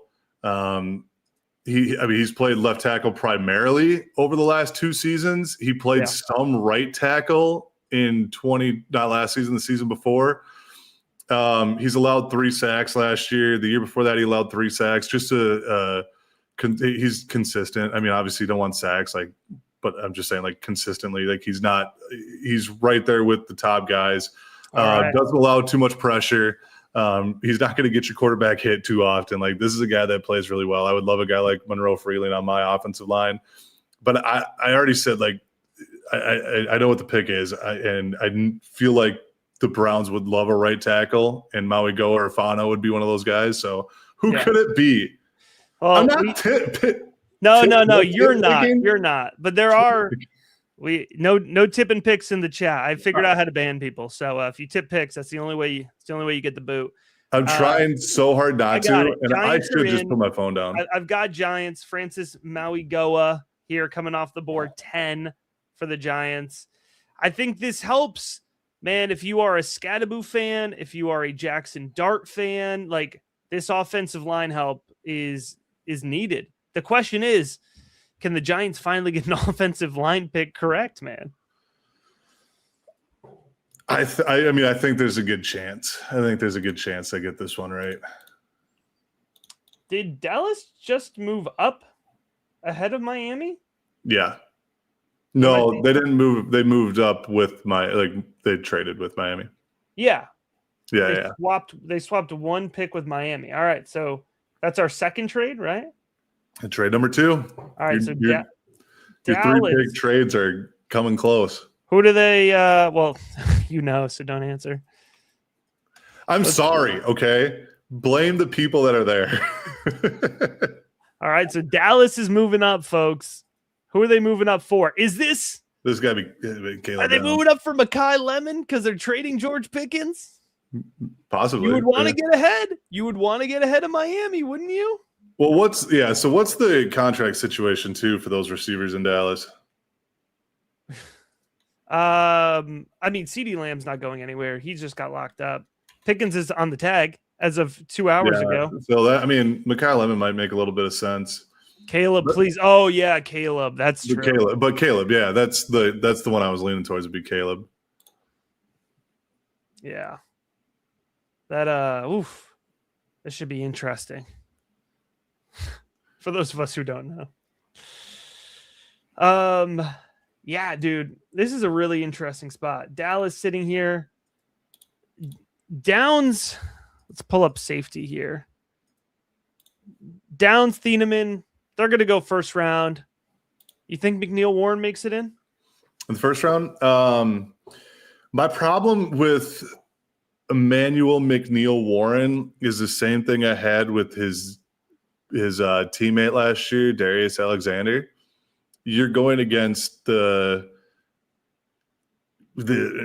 guys, whatever, they're not Alabama, they're not Ohio State, you're not consistently going against top tier guys, right? Right.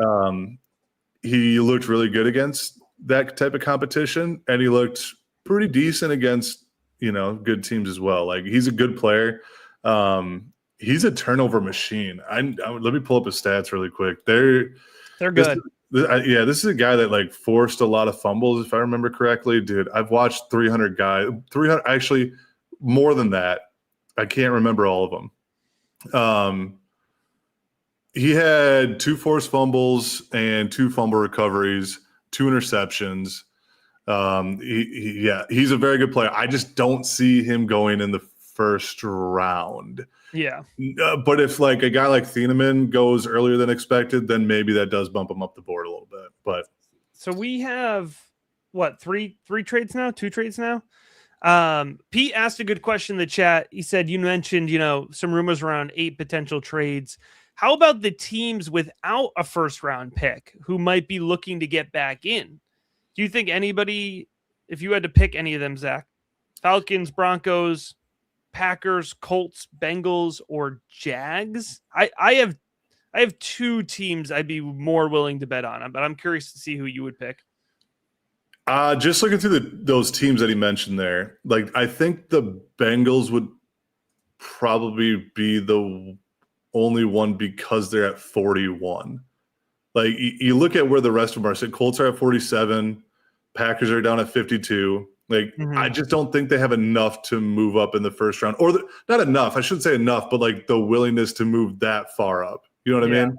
This early in the draft, I think if they're going to move up, it's going to be earlier in the second round. Green Bay could go from 52 to maybe 44 with the Jets. I don't think Miami is going to want to trade because they have so many picks already. Maybe they bundle their picks to go up as well. But yeah, it's really tough to say just because they're not towards the top of the second round, if that makes sense.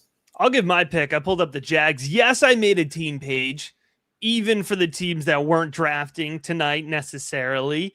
So shout out to Pete for dropping that question so I could pull up my Jaguars page.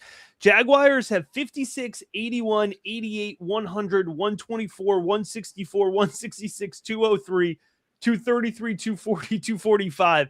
I think if anybody moves up, Jaguars are in play. We've heard the Brian Thomas rumors, right? So that's an option as well. So I think, with Liam Cohen, I think he's going to be willing to get aggressive, especially if it's a playmaker on the offensive side. Zach, I don't know why you put CB on here, man. Apparently they've got their full-time corner already on lock. So what do you mean? What do you mean? Jaguars? Travis Hunter. Oh, sorry. So, that's a really long-winded way of saying Jaguars, they've got picks as capital. They potentially got Brian Thomas Jr. as trade capital. this would be my top pick, and then my Yeah. other mention would be Atlanta, just because Atlanta's chaos. So they just don't have enough capital in this draft class. I mean, if you want to provide that for they don't have much the this future, year. but because how many picks? Atlanta's got like what, 4 picks? True, they've only got 48, 79, 122, 215, 231. So they've got their second, third round pick, a fourth, a sixth, and a seventh. Yeah. Yeah, that'd be tough to move up. But I like your thought on Jags. Like, just going through how many picks they have. Like, I like that idea. Like, if you're gonna go up and move up that many picks, you're gonna need the capital to do it. And I mean, who knows? Maybe they throw in another pick for next year too. Do you think there's any interest from the Cowboys in edge here, or do you think that they wait to that second pick? They probably wait to the second pick. I'm not sure Falk or Bain match what they want to do. I think it's more of like the TJ Parker, even maybe like a Zion Young. Listen, I'm higher on Denai Dennis Sutton than anyone else, I think. Yeah, seriously. People talk about how stiff he is. I don't think he's that stiff. Like, he's not the most fluid athlete in the world, but like, there's a lot of good things that he does. But I mean, I'll take a Denai Dennis Sutton okay, it says 45. All right, there it is. What do we got? Caleb Downs. Caleb Downs is the pick. The chat nails it again. Should have done a large mock draft. Or a live mock draft. Jeez. Oh, man. All right, Miami is up here. We're going through each pick as it comes in. Let's get the Dolphins up on the board. Needs everything. Absolutely everything. Literally. They released 2 of this offseason, traded away Waddle. They released Tyreek Hill, released Bradley Chubb. I mean, this is a full rebuild. I'm very curious because I know the coaching staff, the front office, it comes from Green Bay. Everybody assumes that they're just going to draft the same exact way. Maybe they will, but I don't think that that's an automatic. Like, I think this is a wide open situation here. No, it really is, especially with how the board fell. When you say they need everything, you're not kidding. Yeah, literally everything. When I was making the team needs too, I was like thinking to myself, I'm like, what don't they need? I mean, people are gonna. John likes the Caleb Downs pick. Let's go. Is this the corner run? That's my only question. Like, is this where corner starts to go, or do they need to go with someone like Mekhi Lemon to pair with their receivers they have now? Do they take a guy like Vega? Who is their starting quarterback now? Malik Willis? Yeah. I know you always wanted the Rams to take him, but now that they're moving down here, they moved down one spot, so I don't know what I'm talking about. But like, do they maybe take Ty Simpson before the Rams? How crazy would that be? No. No, you don't think so? That's not happening. So my top player left on the board is Kenyon Sadiq. Then it's Mekhi Lemon. Then we got a guy like Keldrick Falk, who I think would be solid in this spot too. Yeah, I know you like Falk. I like Falk more than Ben. I don't care what anyone says. Falk is more versatile, longer. I think he's a solid athlete for his size. He's got a good first step. I mean, he can overpower you want to put him at 5 tech, you want to put him at 3. There's a lot that you can do with Keldrick Falk. I like him a lot. Yeah, it's an interesting spot for Vega, but I don't know, man. Do you think the Rams will pull the trigger on Ty Simpson next? Do you think the Dolphins would think that? No, I don't think that there's, and I'm not out on Simpson. I think that there is a path for Simpson to be a good starting quarterback in the NFL. I don't think this is the range we're talking. I don't think 11, 12. I don't think the Dolphins are just in the spot where they're interested. I don't think they even want to get their franchise quarterback. I really don't. I think that they want to take this year.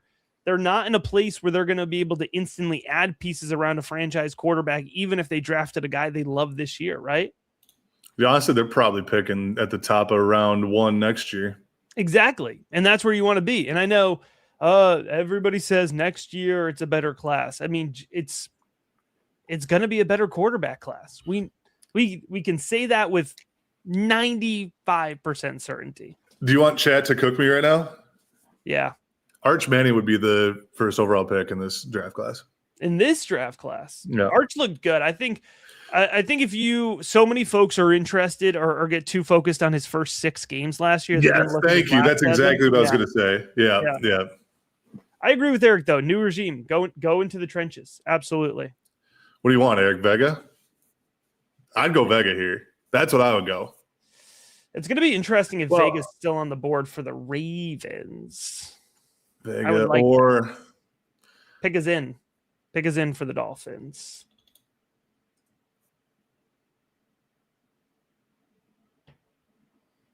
Oh, look at that. Rookie Big Board Discord is blowing up about Tyler Shuck because of lots of folks followed that advice last year. They're very happy right now.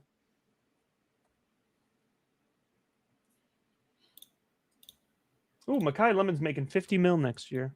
Or not Mekhi Lemon, geez, Jeremiah Love. All right, Dolphins here. I'm seeing the pick. Caden Proctor. Caden Proctor. Yeah, oh my goodness is right. Wow. That is not offensive line wasn't surprising, but Caden Proctor is surprising. Well, what do you got to say? You got something you want to say? I'm not saying it's a bad pick, right? Offensive line, they need to go offensive line. When you start that way. Listen, Caden Proctor was talked about as a top 10 pick coming into the year, didn't live up to the hype. There's a lot of struggles in his game. There's a lot more better players than Caden Proctor. That's an interesting first pick for a new front office. That's what I mean. I feel like the pick was 5-star player, was very good when he was younger, kind of struggled this year, but we as a new regime can get him back on track. That was the conversation. Yeah. And it's not a conversation you want to have. There were other choices. You know what I mean?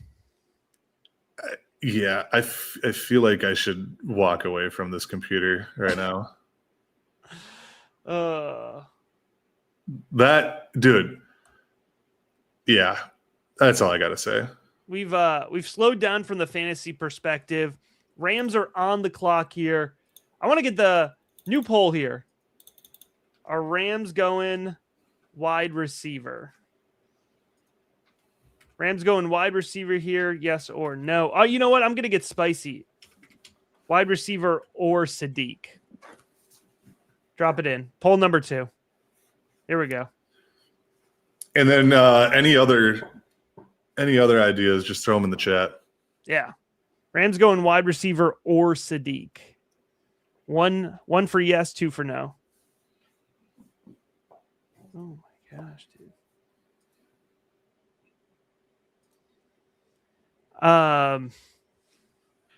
Here we go. Go feed your new dog. Oh, all right. I think they're going Lemon here. I think it. The only thing about Lemon here is that it's been the pick the whole time. So I think that's where I struggle with this one. It's too good. It's simply too good. It is too good. And the chat does not think they're going wide receiver or Sadiq. Wow. All right, we got some Sadiq. Who are we going with? Jefferson on Sadiq. If they're not going Sadiq or receiver, who are they going with? Oh man. Bain, I guess. I don't know. The Rams are so unpredictable. I don't hate that defensive line. It's just too unpredictable. I don't think Bain doesn't really fit what they want to do. I mean, you got Verse, you got Young, you got You got Braden Fisk on the D line too. Like it's a good Yeah. D line. I probably wouldn't want to invest in that when you got some young talent there. Oh man. I'm telling you, I think this might be one of those things that just send things out of whack. We're hearing it's a bit of a shocker pick here. Let's see.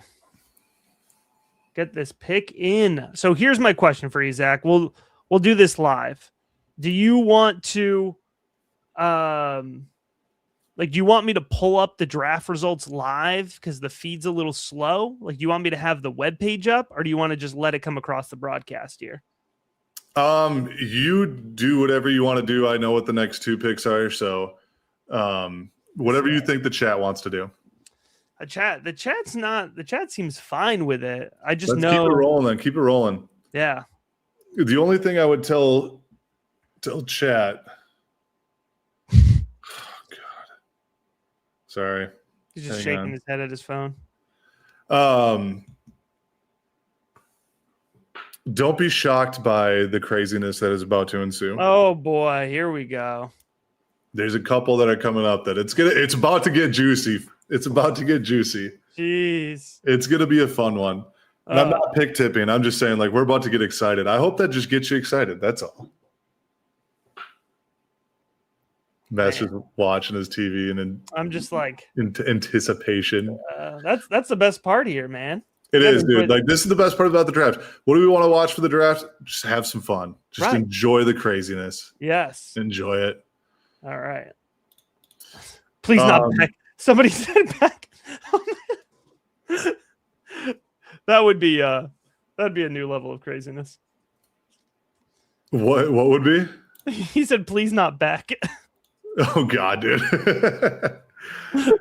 Carson Beck, yeah. That'd be great. Maybe with pick 213. Yeah.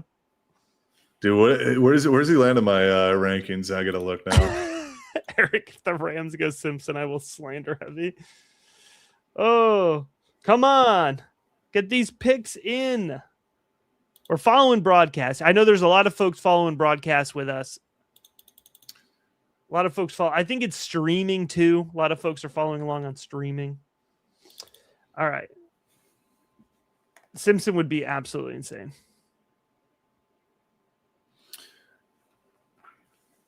Yeah, I mean, well, quarterback of the future though. Whoa, I'm seeing something in the Discord. Yeah, no, never mind. I'm not gonna. Doesn't seem legit. I'm gonna look. I was just about. It was about Vrabel. It wasn't about. Oh. Look at this. Shout out to Josh, NFL Network, but turned it off to focus on here. Let's go. Appreciate you, dog. Let's go. Watching Disney Plus with the kids, Sean, I feel you. I feel you, man. Yeah, what do you got on, though? Earlier. Disney Plus, what do you got? Dude, tell me Moana's on. You're in a different phase than I am, man. I'm in the Doc McStuffins, bluey phase still. Dude, Moana was my jam. Moana was a great movie. Zootopia is another good one. Zootopia 2? Both of them are great movies. Good. I mean, Zootopia 1's elite, but Zootopia 2 is very good as well. Very good as well, yeah. Oh, man. Dude, we're getting old, man. Speak for yourself. I don't know what you're talking about here. Oh, the draft is on Disney Plus. Oh, all right. Let's go. The kids watching the draft. That's what's up. I love that. Let's go. There we go. Pick is in. Pick is finally in here for the Rams. I've heard it's this football, by the way, this football graphic that they're putting up on the screen behind. That's pretty cool. I like the way they did that. Moana is an incredible piece of cinema. It's a good movie. It is a good movie. Top tier Disney movie. Top tier Disney movie. All right, here we go. Pick is in. Come on, Roger. What do we got? I want to lose my mind. Come on. It is Ty Simpson, brother. How many mocks? How many mocks? And they thought we were crazy. I'm going back to the comments. Brother, we got roasted. That would never happen. You guys are idiots. What are you doing? Telling you, man. Woo. By the way, the Discord is exactly lined up with the broadcast. So I don't know. We're good. We're good. We're good. Wow. Let's go, dude. Dude, my phone is blowing up. Dude, DJ says Dan Orlovsky's going to be victory lapping like crazy. Yeah, he probably will be. Where is that? I got to see this. It's on the Discord draft. The Discord. Oh, man. Yeah, I love this. Funny. Chat's going off. Don't make the throw up. Folks, I am telling you, I know it's not a popular opinion, but listen to me. The best Ty Simpson tape is the best quarterback tape in this class. I know he's also got some rough tape. I don't love that he only started 15 games, but this is the landing spot. We can take a redshirt year. All right. He's a one-year starter for sure, but there's a lot of potential with his game. When you are sitting on the clock in your rookie drafts, I just want you to picture in your head, go back to last preseason and remember that they put Matthew Stafford into that weird Airstream van every day of preseason camp. And I don't know what voodoo they did in that trailer, but clearly there's an exit plan here. And I can't say until we see what the other landing spots are. But Ty Simpson was 111. He was 111 on my best available going into the night for fantasy purposes. 112. He's going to be higher than 112 at the end of the night. Like, this is the perfect landing spot for Ty Simpson. It really is the perfect landing spot. You get to learn from one of the best. You get to be put with Sean McVay. I mean, it's kind of everything you wanted, to be honest with you. Now, is it a little early? There's no doubt it's a little early. But at the same time, like, the Rams are built for success. Why not keep that success going? You know, like, just have someone that's going to be hopefully ready to go once Stafford decides to hang him up. Dude, you know who knew? Do you know who knew this ahead of time? Jimmy Garoppolo, man. He dropped that retirement announcement. He knew what he was doing. He's like, I'm not dealing with this. I'm not doing this at all. I'm done. Wow. Ty Simpson's a real easy seasonal projection in the chat. 0 points. He's not going to be the starter, not this year. But I think we're looking at a 2027 starter and somebody, folks, with a year to learn in the McVay system. This could be good. But also, what's going on with Mekhi Lemon? We got to get him off the board here. Dude, maybe Jacoby Lane is better. Maybe Des Bryant knows something. Wow. I don't mean that. I mean, I don't think Jacoby Lane's bad. I'm just saying. Yeah, hold on. Whoa. I don't mean that. Jacoby Lane's is a top 10 receiver in this class. You know what I want to pull up right now, Zach? I want to pull up your best available tight ends. Okay. Maybe they don't do it in this first round, but I don't think that they want to go in with just Mark Andrews. And it's not a Harbaugh thing, by the way. Like, Declan Doyle, offensive coordinator, he was offensive coordinator now for the Ravens. He came from Chicago with that Ben Johnson scheme. I think he wants a tight end. So Kenyon Sadiq is on the board, but also, like, looking at day two, like an Eli Stowers or a Justin Jolie. We got to stop sleeping on Tanner Koziel too. Like, I like him a lot. I like him a lot. Eli Stowers is a good player. I know you're not a huge fan of his, but if you want like a receiving type of tight end, it's a great spot for him. I like Eli Stowers from an receiver. NFL perspective in the Ravens offense, because the Ravens right? Yeah. But go to the Ravens team page really quick and just pull up what the team needs are, because I'm going to tell you where I would go with this pick if I were them. Vega? And I would go Vega immediately. Like, I'm running to the podium on this one. Yeah, I'm a Ravens fan. Vega or Sadiq, I'm happy. Anybody else, I'll probably lose myself. I don't know. And I just, Zach, I say this, and I just want to let everybody know. Oh, hold on. The pick is in. Pick is in. Here we go. Come on. Vig or Sadiq. Vig or Sadiq. Come on. Come on. I kind of want Sadiq. Sadiq would be fun. It's Vega. I'm good. I'm good. Yes. All right. Let's eat our veggies, folks. We're going to eat our veggies. Happy with that. Good. That extends Derrick Henry an extra 6 months. An extra half a season, and then hopefully he just keeps going.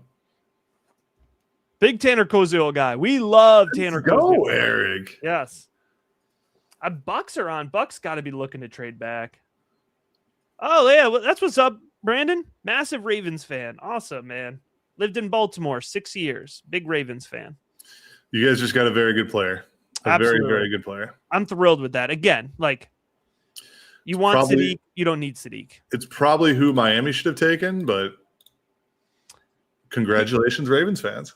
You know what I love about this, Zach? We have been in a fantasy drought here these last, well, I guess Ty Simpson, but it's not been super fantasy heavy so far, and it's a very holistic look at the draft. Happen, the chat's popping off. We're having a good time.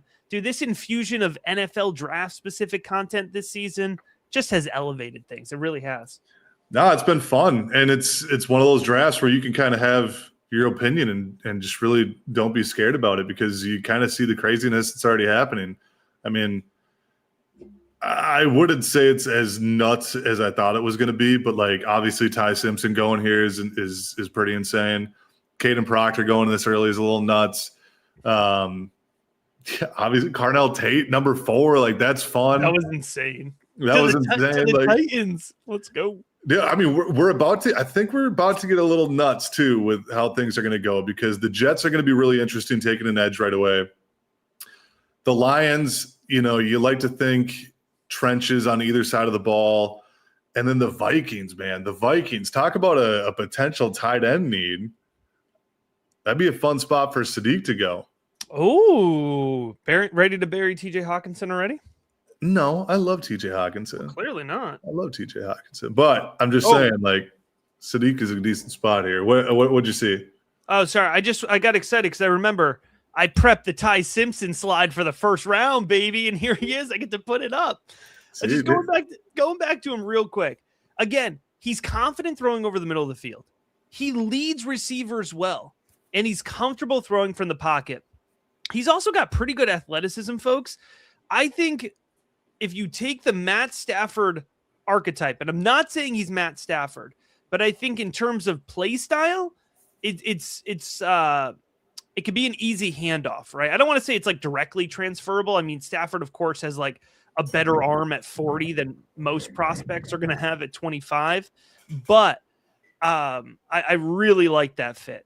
I think it's a good long-term plan. So just got excited really that I prepped the Ty Simpson first round slide and it came through. It's like we knew something. It's like we do this. It's like we watch these guys. We watch tape, bro. Lots of it. I'll tell you that much. Here's the question, Zach.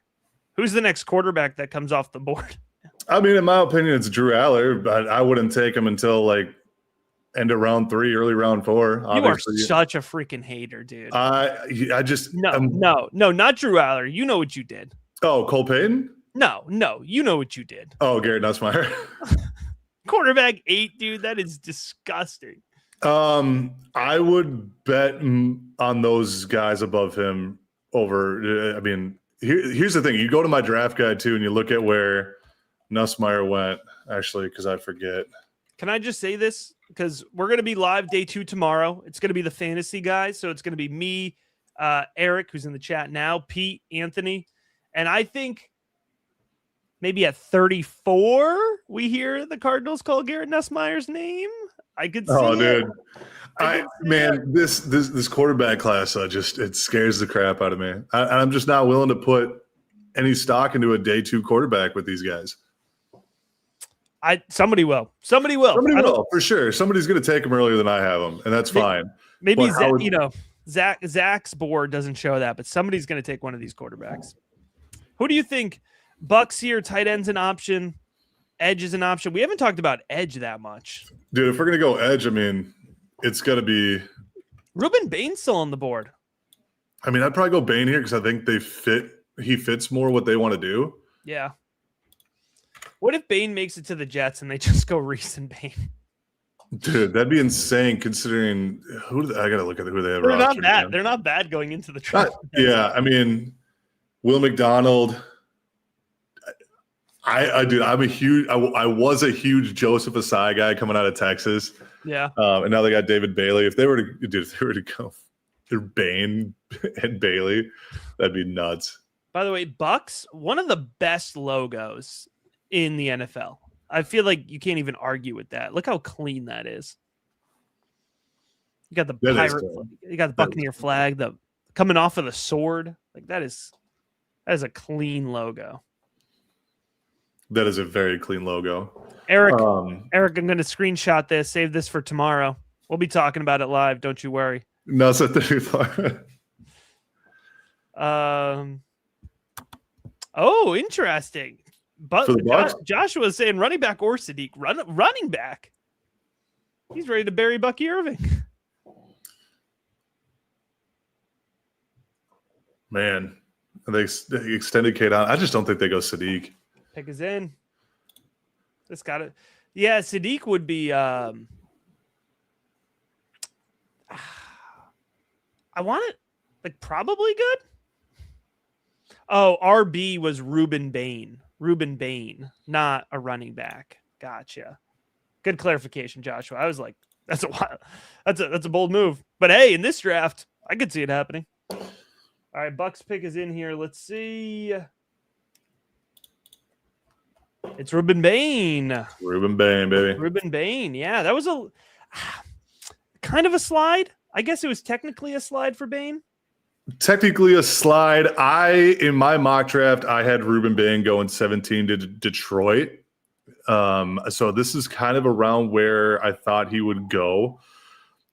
I thought the Bucks would probably lean linebacker more, and I know CJ Allen's probably going to take a little bit of a dip. I think he might end up going towards the end of the first, maybe early second.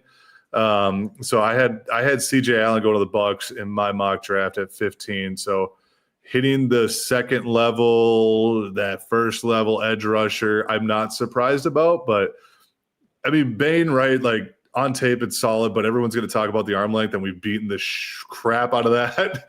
We have talked about that nonstop. But I think it's reasonable to talk about it though. Like we got to start thinking about that stuff. He's not a top 5 draft pick because of certain measurables, certain testing numbers. Like that's just how it goes. Right. So I'm not surprised about the slide at all. So Jets are up here, and I'm gonna let you talk about it. I got to take this phone call really quick. Yeah, you're good. He's really pulling a Rappaport here or a Schefter. So here's my thing with the Jets. We've been sitting here, and over again, I'm hearing people force Omar Cooper Jr. into the Jets at 16, and Mekhi Lemon is sitting here. Mekhi Lemon is just sitting here. Like this is a dream situation for the Jets. I do not think it is a dream situation for fantasy purposes. So I think from a fantasy perspective, we want Lemon to keep falling. It's a bit of a thin line. We don't really want him to fall out of the top 20 draft capital bucket, but I think with Garrett Wilson there and Geno throwing the ball, there's really not enough to go around to support Lemon as a wide receiver too if he goes off the board here. So I'm actually pretty nervous. Mason Taylor, by the way, looking for a year 2 jump with him. You've got, I mean, there is volume. So I think with targets, you probably could get Lemon to 110, 100 targets, but are they good targets? That's the main question here. And I wonder too if the Jets are going to entertain trading back at all. You getting some inside reports over there? Yeah. I'm just saying my point here was there's targets for Lemon if he goes here. They're just not going to be good targets. Yeah, no, I got a phone call and I was talking to one of my guys that I know, and the Vikings might want to trade down here. Oh, yeah? I'm just waiting to see. So keep an eye on that. Keep it on. Okay. Maybe the Vikings move down. Because of who is about to get picked, they might want to move down because they don't like where it's going. They get Thieneman picked? Don't answer that. All right, pick is in here for the Jets. So again, we're not pick tipping. We're just giving a little hints of what's going on. Little breadcrumbs. Yeah, and also my wife just got home with some dinner, so I'm gonna eat that too. Well, I've heard, by the way, for folks who are into food on the feed, I hear we're gonna have a wings display tomorrow night from one of our co-hosts. Dude, let's go. I'm tuning into that, and it better be good wings. That's all I gotta say. Yeah, I'm ready for the review. I'm ready for the live review. We do it all here. It's a well-rounded show. I'm here for it. I'm sorry, I did not eat dinner after the day today, and got right into draft. So, hey man, I hear you. I'm just vibing off of these energy drinks here. Do it. Orange cream is the best flavor, by the way. Yeah, orange cream is the best Ghost. Absolutely. I'm still trying to work on my Ghost sponsorship. I'm happy to do it. I drink plenty of these to support. So if anybody has any connections, be happy to be a sponsor here. Do it before football. What the world? Yeah, there you go. What? Brother. No. Kenyon Sadiq to the Jets. Whoa. Jeez. Man. That's tough for Mason Taylor, brother. That's big Mason Taylor guy. Wow. I mean, here's the thing. I mean, they can coexist. Like Sadiq, you could easily see Sadiq playing out of the slot a lot. I mean, kind of playing in a Trey McBride type role. But geez, man. Yeah, Josh, you're not the only one. Mock draft contest is going to be off the rails. Like 14 points is going to win you the damn thing. No one's getting the next pick either, by the way. It's getting interesting. It's getting interesting. I think Kenyon Sadiq to the Jets. It's got to be just like a safety valve thing for whoever you have throwing the ball at this point. Like whoever's going to throw the ball next year, the year after, I should say. Yeah. And I like Jeremy Ruckert. I like Jelani Woods. Like, I feel like they're just throwing darts at tight ends right now.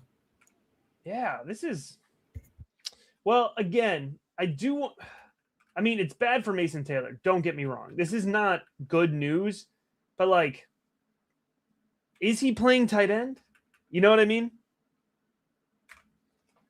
How much 12 personnel is this team running?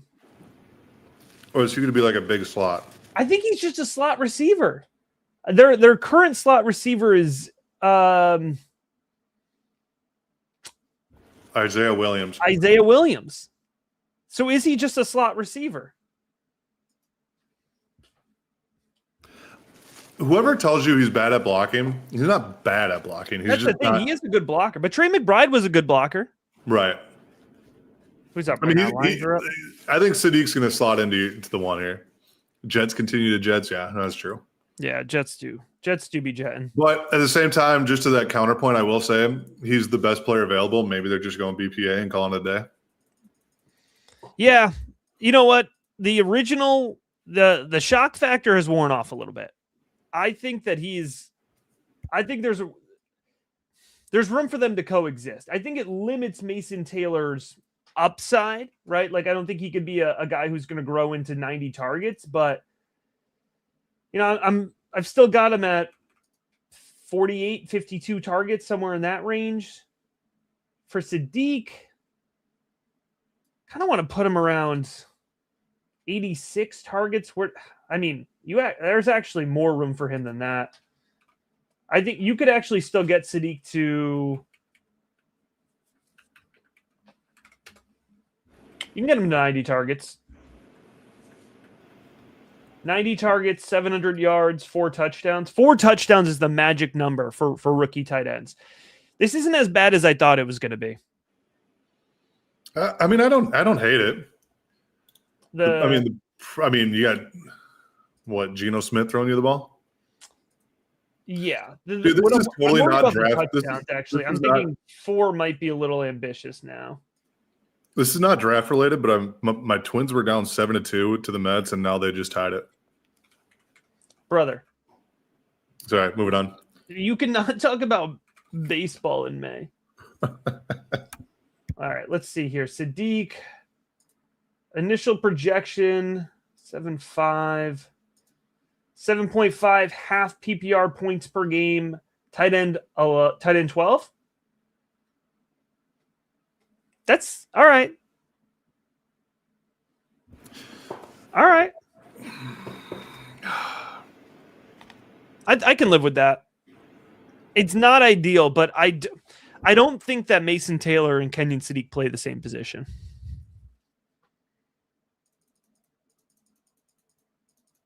Zack was like, dude, he is tilting so hard I can just take a big bite right now. No, I'm tilting because I know what I got text that the Vikings going to make the trade and they picked. You're doing it to yourself. I'm not happy. I mean, I'm not unhappy, but I'm also. Sounds like he's unhappy. I'm torn. I do think the key point though that you brought up that I think folks get wrong about Kenyon Sadiq is that he is a good blocker. He is absolutely a good blocker. He does everything really well. Just everything really well. There's some technique issues when it comes to his blocking, but like there's a lot of good things too. Like it's not consistent, but it's there, and like you can coach that out of him, right? Like you can coach things to be better. That's what coaches are there for. Right. He's going to be a guy that he's going to be one of the better tight ends of the league. I am doing it to myself, though. Not going to lie, I lost my live feed for like 1 second. I kind of panicked. But we're good. We're back. Everybody stop screaming. Just got to adjust my setup over here. All right, well, what are the Lions doing? I said trenches, either side here. I don't know, man. Lions are unpredictable. Because you could do a couple things. Because you have 2 really good bookends on both sides of the ball, right? I mean, Freeling's still there. No, Freeling's still there. Hang on, let me pull this up really quick.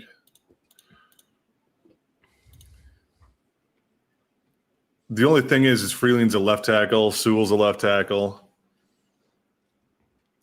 I mean, you could move Freeling now. I mean, you could.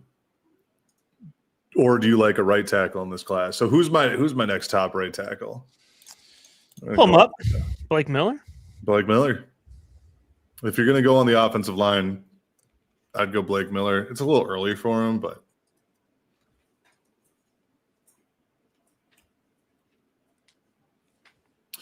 talk about a warrior. That dude just puts it all out on the line, and he doesn't get hurt either.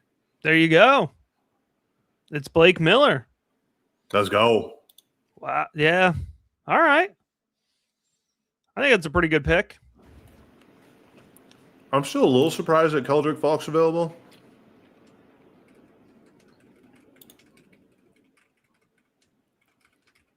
I thought Keldrick Falk would be fun next to Aiden Hutchinson too, actually.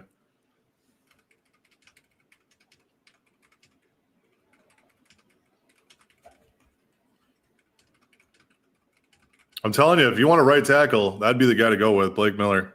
Yeah. I mean, Miller. I hate that he's going to be in my division, but I was going to say, yeah. Your Vikings on the board here. Dude, I'm like you with the Giants, so I like them when I like them. Whoa. I know what you're talking about. I am not a Giants fan. I'm a Ravens fan. Oh, dude. Lived in the city for 6 years. Been to many games at the bank. Yeah, but you were a Giants fan. Don't lie to the people. No, I don't know. Don't check the receipts. Pretty sure I remember you coming on one of the shows in a Giants jersey and then switching to a Ravens jersey immediately. No, that doesn't sound right. I'm pretty sure I actually don't hate that. Falk What do you fits the think about most Falk? pieces of 3-4. Zach loves Falk. I don't. Yeah, man, Falk's a good player. Zach loves Kendrick Falk. Yeah, you want to put him at DN there? I would actually love that. I would actually love that. That's a great shout for sure. Yeah, because Blake Miller's a full right tackle, Eric. Yeah, he played a little left tackle the year before, but like, no, he's all right tackle. Yeah, because I mean, if you go Falk, yeah, Eric, I've known the pick for about 10 minutes now. What? Yeah. Oh, dude, that's a choice, brother. Yeah. Caleb Banks. Wow. Just to finish my thought on Keldrick Falk, if you were to go Keldrick Falk, you could put him in the Jalen Redmond role, who it was solid, or you could put him in the Tyrion Ingram Dawkins role. Like I would have loved that for him.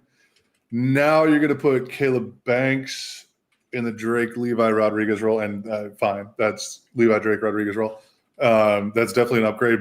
But you got 2 stress fractures in your foot, and it's been consistently bugging you. It's a concern. But if you could put it all there, the potential's there, right? But again, you got to put it all there. So a little torn. Yeah, that's not ideal. I thought it was going to be a trade out situation, which I would have felt a lot better. I mean, getting Caleb Banks 6 picks later would have felt a lot better. Hey, don't, dude. Eric's a Panthers fan, right? No, he's not a Panthers fan. He's a Pats fan. Oh, dude. Okay, P. That's what I thought. Okay, my bad. I got excited for a second. Why? Just cuz. Oh man, come on. Just cuz. I'm sorry. I didn't mean to do that. I didn't mean to look. I didn't mean to look. I've been trying not to look. My phone is over here now. I didn't mean to. I did not mean to. Oh, now I'm blurry. I'm gonna move out of the screen again. Yeah, you got too excited.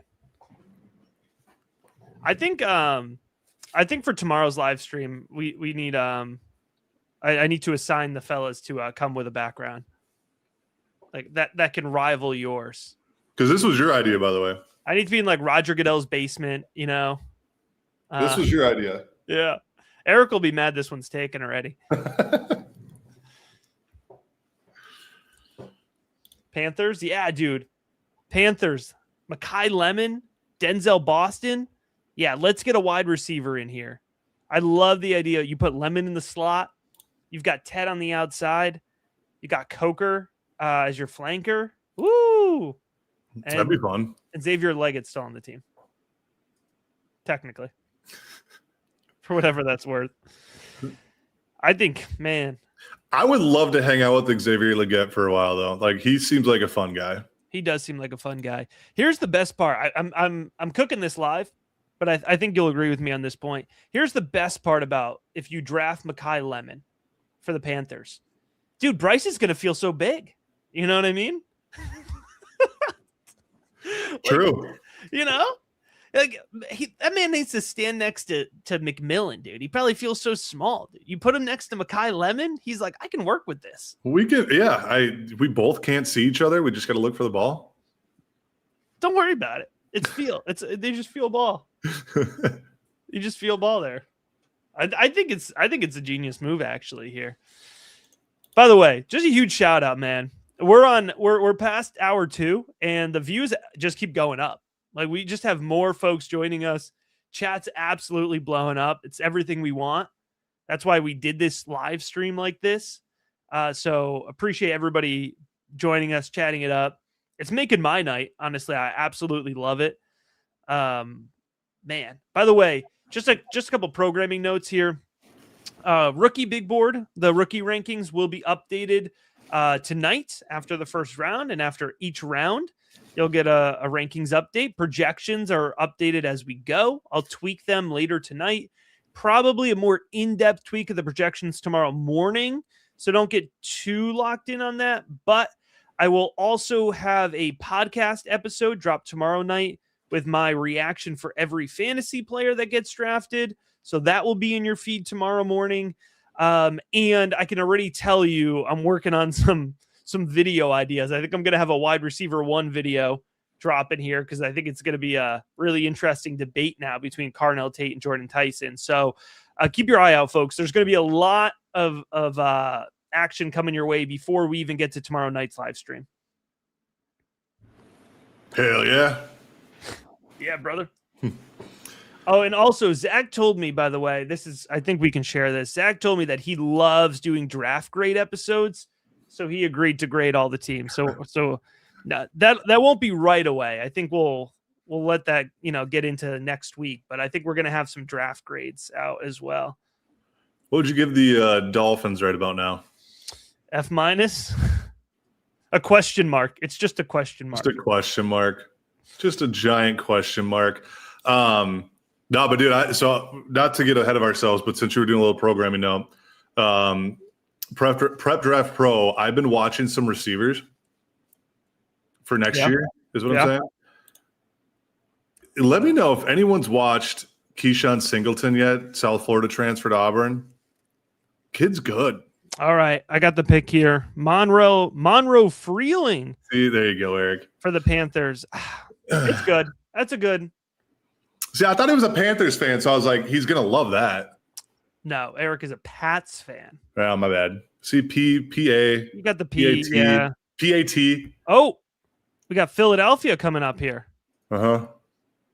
Philadelphia's jumping Pittsburgh. In their own, dude, they're doing that because they're hosting the draft. Philly had to get one over on Pittsburgh. They're going to jump them. Who are they coming up for? Oh, Mekhi Lemon. Oh, Mekhi Lemon. Come on. This has got to be Mekhi Lemon. Dude, the Eagles coming up, because you know how good Lemon would be in Pittsburgh? Dude, he'd be great in Pittsburgh. He'd be great in Philly.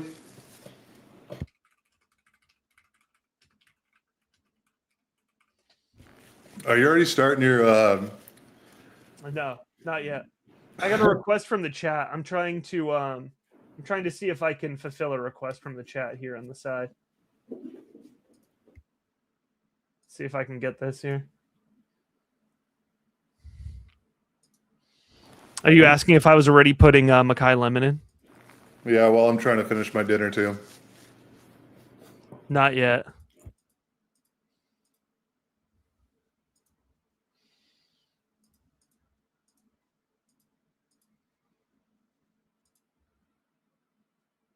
All right. I cannot get the Cliff Kingsbury background from the COVID draft on live, but I'll look into this for tomorrow. Here we go, baby. Mekhi Lemon to the Eagles. I absolutely hate it from an NFL perspective. That is absolute money from a fantasy perspective, baby. That's such a small wide receiver room. Oh, man. Oh, Mekhi Lemon's the X. Just kidding. Dontavian Wicks. Dude, this is good. Oh, dude, the wide receiver 1 battle has three legitimate candidates. This is so funny. This is so good. Lemon's in the chat. Lemon's in the chat. Lemons all around. Lemons all around. Wow. Makes me want to have a Long Island iced tea. Why? There's a lemon on top of a Long Island iced tea. It's like, what? I was like, Philadelphia is not in Long Island, right? I know you're in Minnesota. It's a little far away. It's not. I still know geography. Hey, man. We've had a bad run of geography in the Rookie Big Board. Dude, I'm pretty sure there's some people that think Minnesota is in Canada. Well, you're touching them. That's true. We are touching them. Let's see here, dude. All right, let's put Mekhi Lemon in. Yeah. This is going to be good.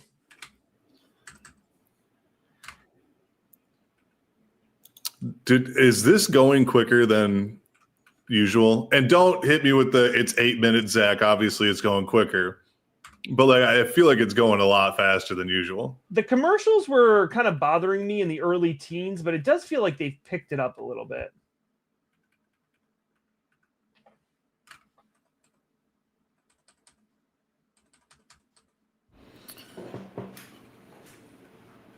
Oh. All right. I think you can get to 112 targets. I think between Lemon, his skill set, and Jalen Hurts, I think you can get actually like a 70% catch rate, which is super high. I recognize that. About 860 yards, 6 touchdowns. It's not the. I think those touchdowns could go up. That feels like a conservative. What did you put for touchdowns? 6. Yeah, I think that's probably about accurate. 6. It's putting them right about wide receiver 26 here. I mean, it's putting them next to Wandale, Ladd, Marvin Harrison Jr. Do you think Marvin Harrison has 6? No, sorry. In the overall season. Oh, gotcha. Yeah. All right, I like that. I think it's Tyson. Lemon was my wide receiver 2. He might go down to wide receiver 3. Yeah, let's see going in. So the best available fantasy guys still on the board for me. It's Denzel Boston, Casey Concepcion, Emmett Johnson, Omar Cooper Jr., Bryce Lance. Not all of these guys, of course. We'll see go night 1. Do we think KC goes first round though? Well, I mean, here's the thing. Yeah. So it's Cooper, Concepcion, Boston, right? There's 3 guys that are, because they're so different, right? I mean, you've got your slot guy, your inside out guy, and your probably X receiver in Boston. So it's going to be a choose your own flavor. We could certainly see all 3 of these guys go. Yeah, it's going to be interesting to see how this shakes out now with Lemon going to Philly. So who do we think Pittsburgh goes with here? Pick is in for the Steelers. Are they going to make this like a whole thing? I'm trying not to look. If I were to guess, and I'm guessing CJ Allen. I could see that. Oh, let's pull up our Steelers page. I mean, wide receivers in play. I'm a big CJ Allen guy. I think he's a very good player. Garrett Nussmeier or no? Oh my God, what is wrong with you? They got to be just absolutely sad that it's not Ty Simpson. Nah, dude, Nuss is going to the Saints to go play with his dad. Hey, wait, no. Tyler Compete with your boy Shuck.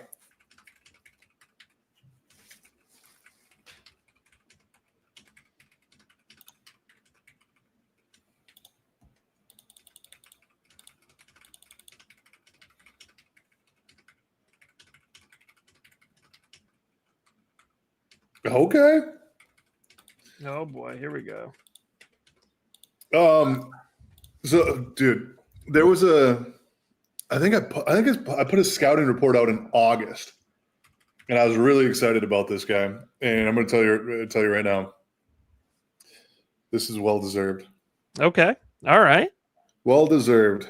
I like that. Like Pittsburgh fans might not be happy in Pittsburgh because they might feel like there's other things that they need to address. Oh, all right. Just tell me this: is it in those top needs? You've got QB, guard, wide receiver. Is it in the top needs? Is it in the secondary needs? Okay, all right. Oh wait, do I know who this is? You should. I've talked about him a couple times. Oh, just a couple. I thought you were going to say this was Chris Johnson.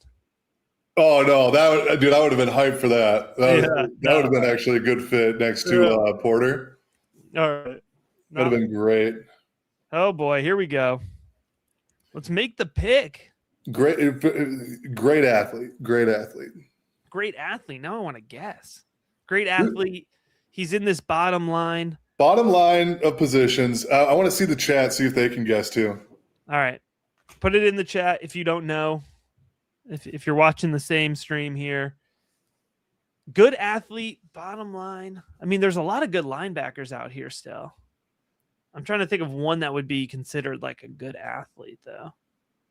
In particular. Tiedeman's still on the board at safety. Tackle.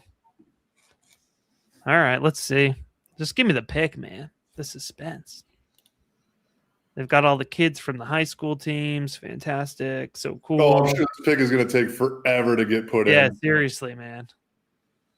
I've got some guesses for Inacho or Colton Hood. No comment from Zack. Is my boy coming off the board? Are we getting a vol? In my defense, my phone was down, and I just went and looked because I had a Facebook notification. My buddy Facebook messaged me, and I was like, "Oh, this is safe to look at my phone now." Whoops.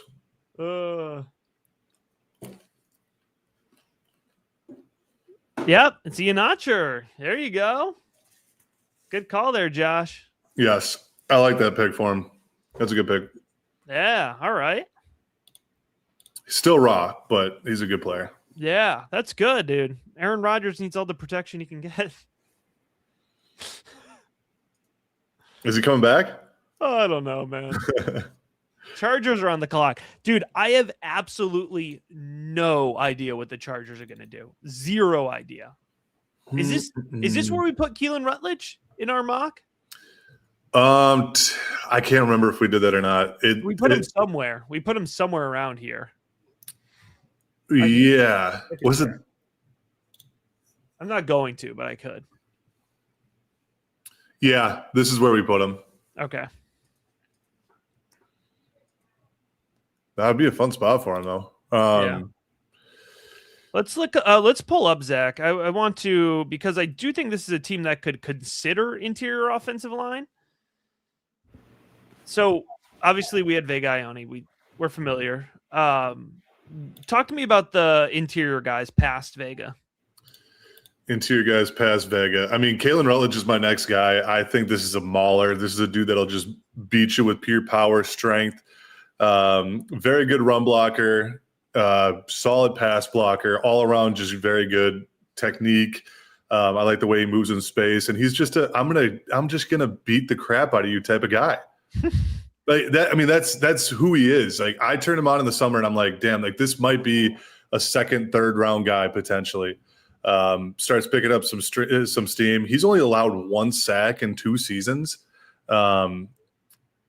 If I remember, it dealt with some penalties this year, but like just a really good player. I like Billy Schroth too. Kind of started to take a little downward trend during the season. I know he got hurt. And then Chase Basantis is solid as well. I think Chase Basantis is a little raw in terms of the running game. I don't think the scheme that he was running in Texas Tech was what he should be running. I think Emmanuel Pregnon is another solid player as well. If you want to talk about overall just a well-rounded player, Emmanuel Pregnon's very good. I just think I want more of like a mauling, I want to beat you up type of guard, and that's Kalen Rutledge. Yeah. I feel like Rutledge is going. Micah Morris doesn't get love either. The Georgia Bulldog. He doesn't get enough love, and he deserves it. Yeah? Oh, yeah. He's my 6, but I've even been tempted to move him ahead of Basantis sometimes. Dude, I go back and forth on my notes, and I'm like, man, they're so close in rankings. Like they're both a mid to late day 2 guy. I could see Micah Morris being a solid player. Someone in the Discord said Steelers panic picked so hard. Hey, that might be true, but still, like Enoch is a good player.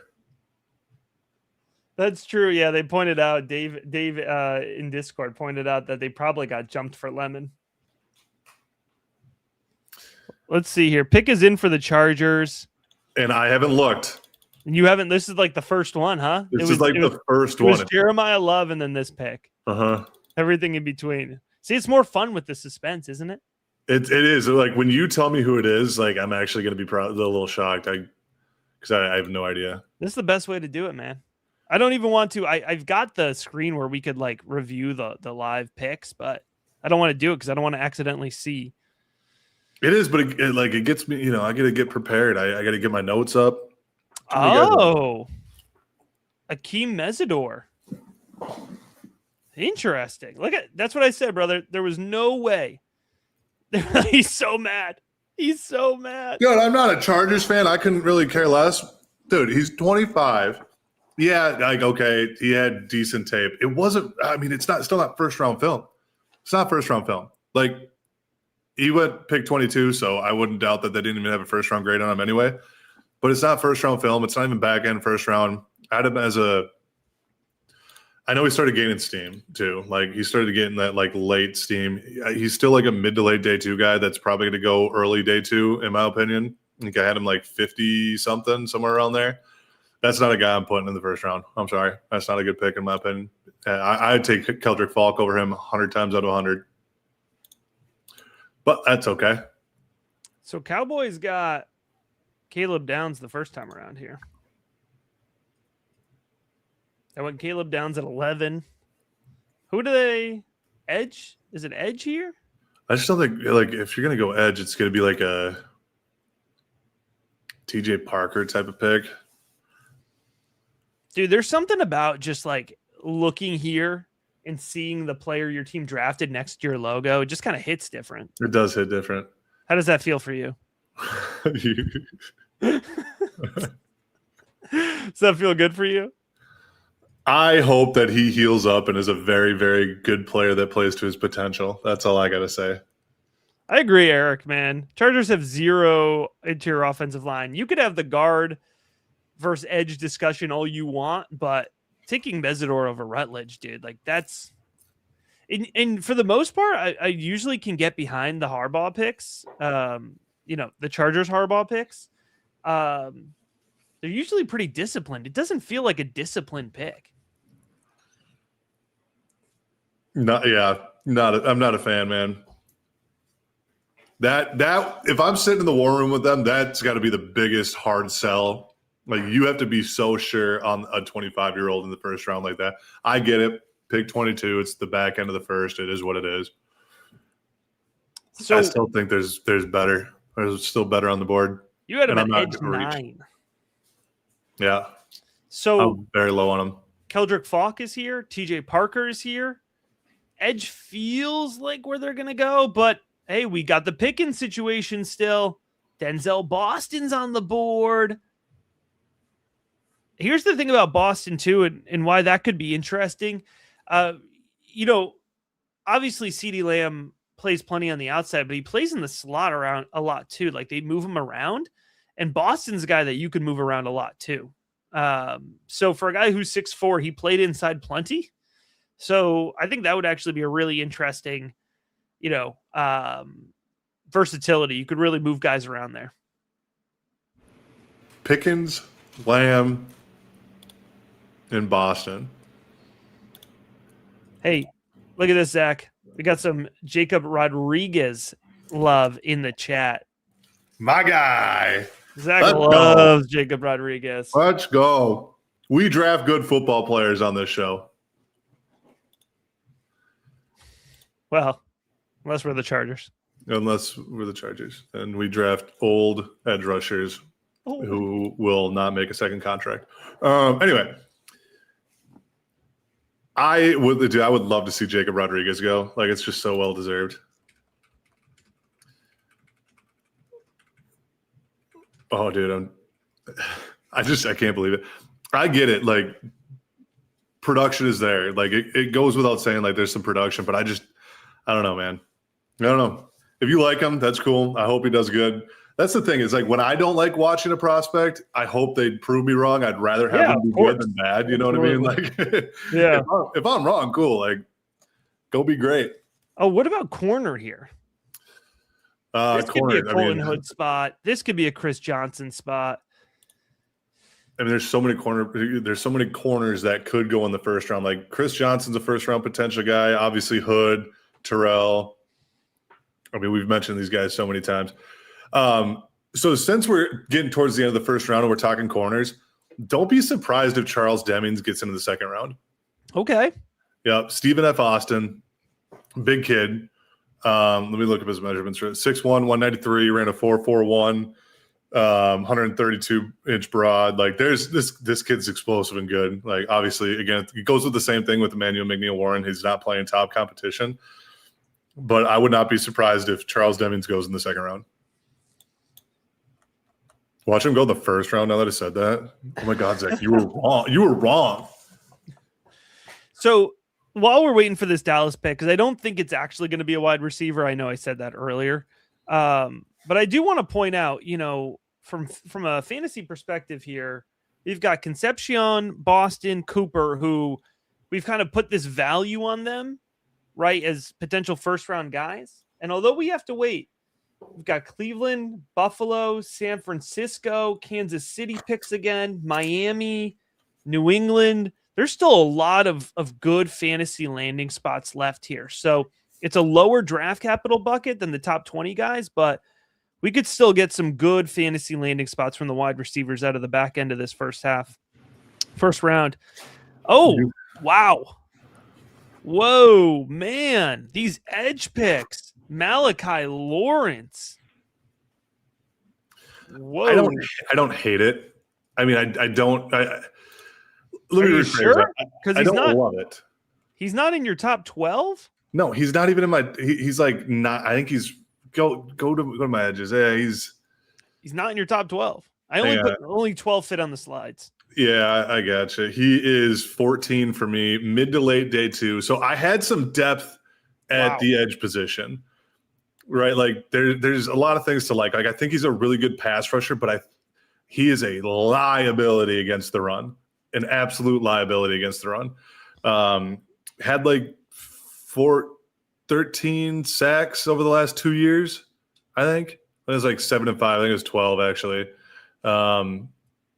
Plenty of hits, plenty of pressures, right? Just a lot of rawness to his game. I'm not a huge fan of drafting someone who isn't elite and a young player. Like he's a redshirt senior and really wasn't like producing at a high level until this year.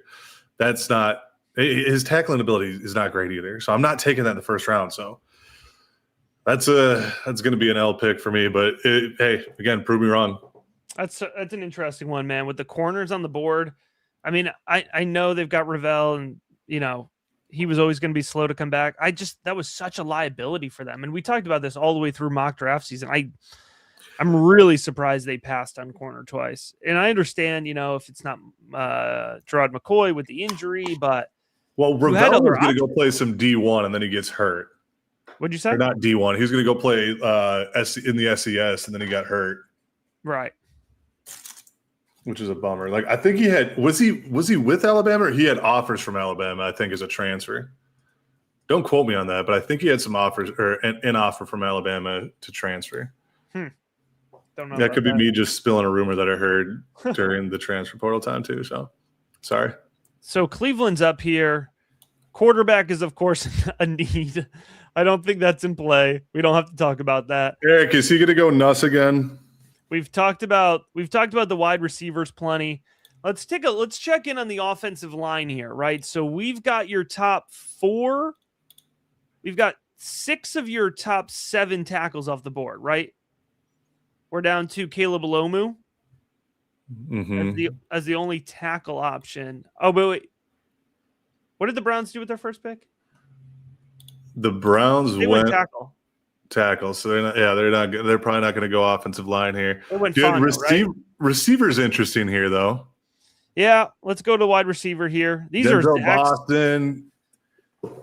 I need to look at their roster really quick. Hang on, give me a sec because I got a good. I got a feeling it's going to be a receiver. The roster for wide receivers, brother, Jerry Jeudy, Cedric Tillman. It doesn't matter, does it? It doesn't matter. So, in my opinion, who do you like more out of Boston, Cooper, and Concepcion? Who do I like more? I like Boston the best, but I like Boston, so I'm Cooper. I'm Cooper, but like it's not like you could convince me Boston's going to be better than Cooper too. I'd be plenty fine to sacrifice Cooper to the. Appreciate it, Kale. Top tier. I'd agree. I'd be happy to sacrifice Omar Cooper to the Browns. Here's the thing about the Browns, though. Like, the volume's there. I know the volume's there. If you are a guy who wins in the short field, so Cooper or Concepcion, 110 targets in the short field from Shedeur Sanders. It's not great. My thing really with Sanders in that offense is like, what's the touchdown potential? Give me a good check down option, and I'll tell you. What do you mean? Like, Dude, what? I'm almost thinking like a. I'm almost thinking like a Cooper situation here, or a Casey, just a Casey option here. It just let him make some plays happen. But I mean, are we concerned about Casey's drops? Yeah, of course we are. Yeah. I'm dropping a. We got a chat in the poll There here. we go. Wide receiver for the Browns: Concepcion, Boston, Cooper. Let's get those votes in here. I see we got KC. 1 for Concepcion, 2 for Boston, 3 for Cooper. Drop it in the chat here. By the way, we're peaking on views, man. Views are going up the later we get into this first round. Absolutely love the energy, folks. All right. Yeah, let's save Boston. I agree, guys. No. I want to save I like the idea of KC on with Shedeur. Like I think that'd be a good match. We'll see if I'm wrong or not, but I mean, here we go. Boston's jumping. I think there's 2 ways to look at this, and I'm directly stealing this from the Discord because somebody said this earlier. The good thing about Concepcion from Shedeur Sanders is he's used to catching balls from an inaccurate quarterback with Marcel There Reed. you go. What's wrong? I see in the Discord what's wrong with Dylan Thieneman. Thought he would be gone. It depends on how you view Thieneman, honestly. Like, there it is. Sorry, I'm going to cut you off here. You're good. It's Concepcion. It's Concepcion for the Browns. I don't hate it. I don't know. I gotta plug it in. Here's my thing with KC, dude. I wanna like him so bad. Like, this is where I really struggle for fantasy. Is like I want to love these guys, and then I have to like put them in the projections, realize it sucks, and then I've got to be the guy that goes up there and tells people not to draft this guy that I really like. You know what I mean? That's what I'm worried about here. Yeah, it's really going to come down to quarterback play, right? Like, how are they going to mesh? You know, is he going to overtake Isaiah Bond? Yeah, he probably does. Yeah, right. Like, right. We'll see how it all plays out and how he meshes with Shedeur, but I think he steps in as the top target there alongside probably Harold Fannin, to be honest with you. I mean Fannon's probably still the top target. I'm going to put him in the projection sheet. Right. You put him in the projections. I'm going to pull up that Discord because Dylan Thieneman, dude. Yeah, build off your Thieneman. Yeah. Yeah. I mean, there was a lot of talk about him like being a downhill thumping type of guy. He's a free safety. He's a dude that could just like roam center field and that's where he's at his best. I wouldn't want him being a versatile type of role because I know like Thieneman was like a huge Vikings topic for so long.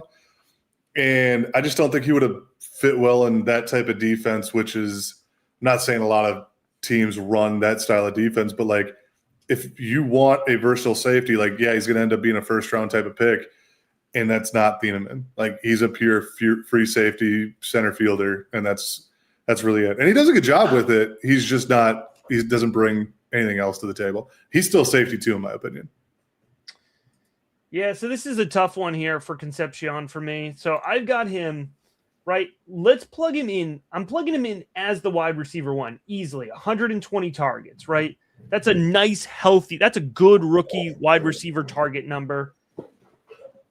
I can't really get him above 55% reception. Like, if you take his drops in college, he had a 60% catch rate in college, but I'm more worried about the tape than the numbers.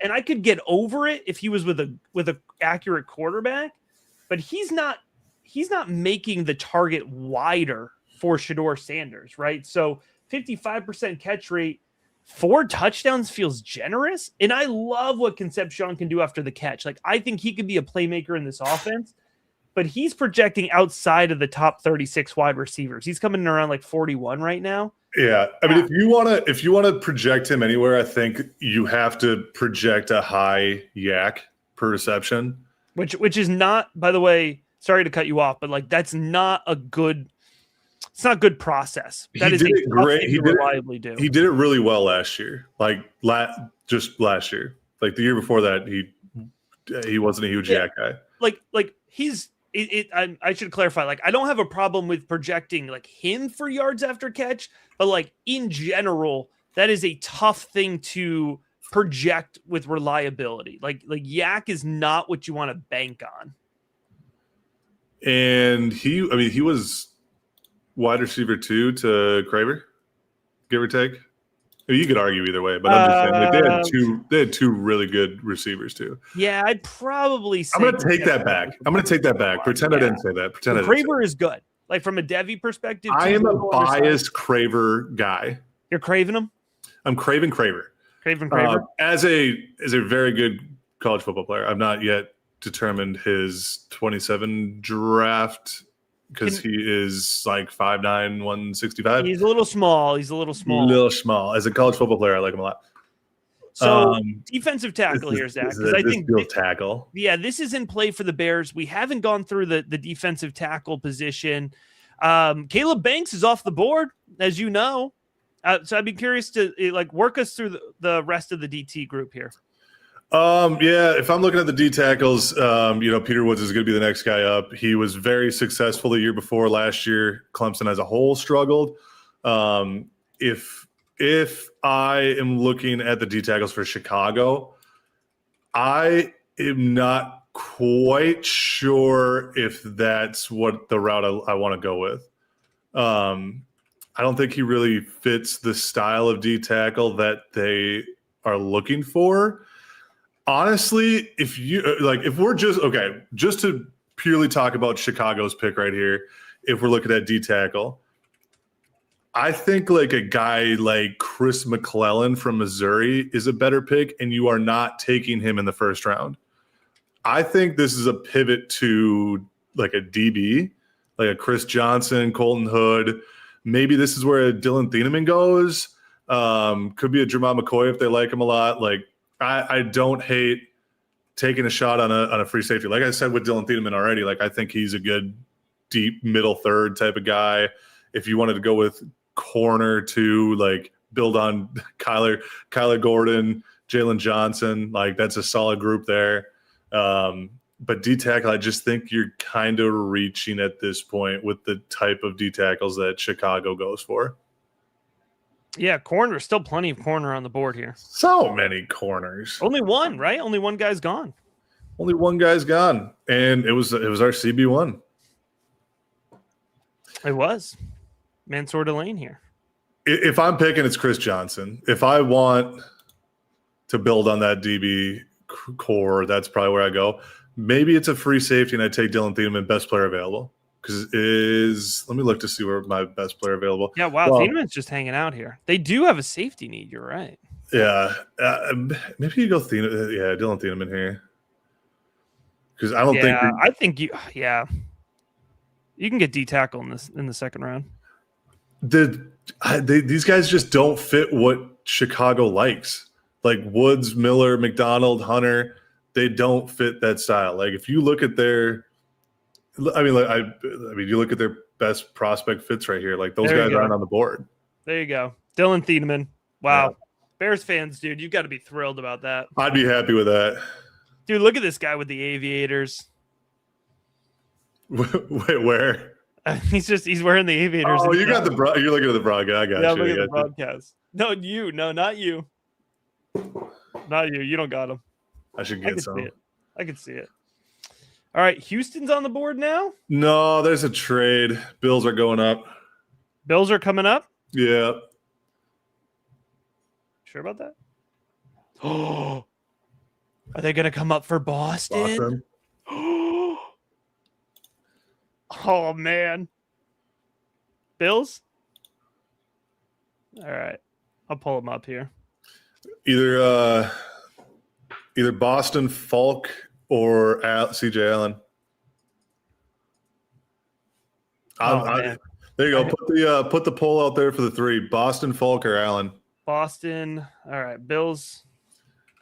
See if Bills Mafia is coming to answer the call. You want Falk, Boston, and who? CJ Allen. All right.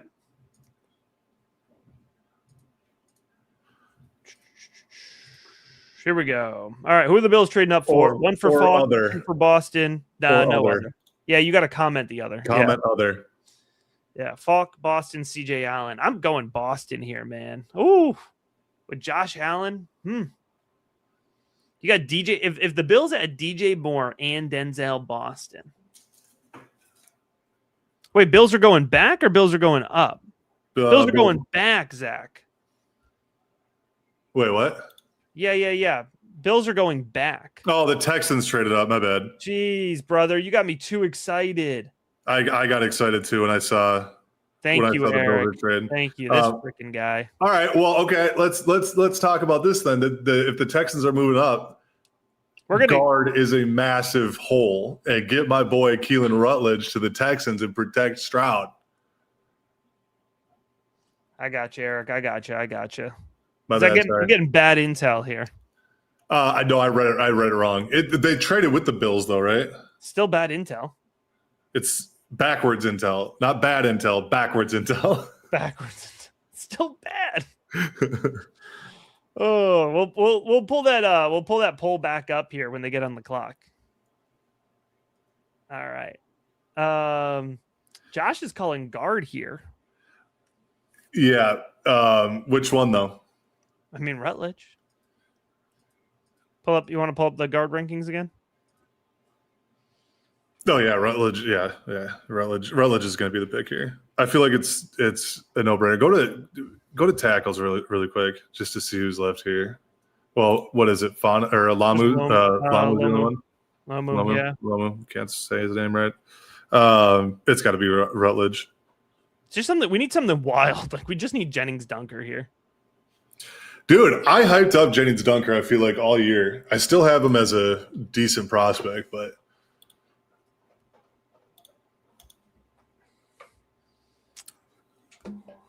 all right, so it's Houston, Miami, Buffalo, KC, San Francisco, New England, Seattle, man. I've only got 7 picks left. Wait, did I see a Dolphins trade with the Niners?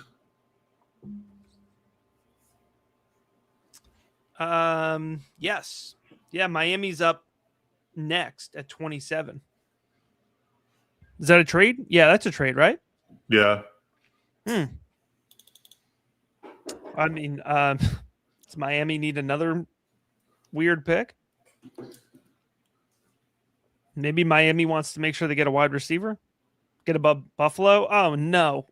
I was waiting for you to say something.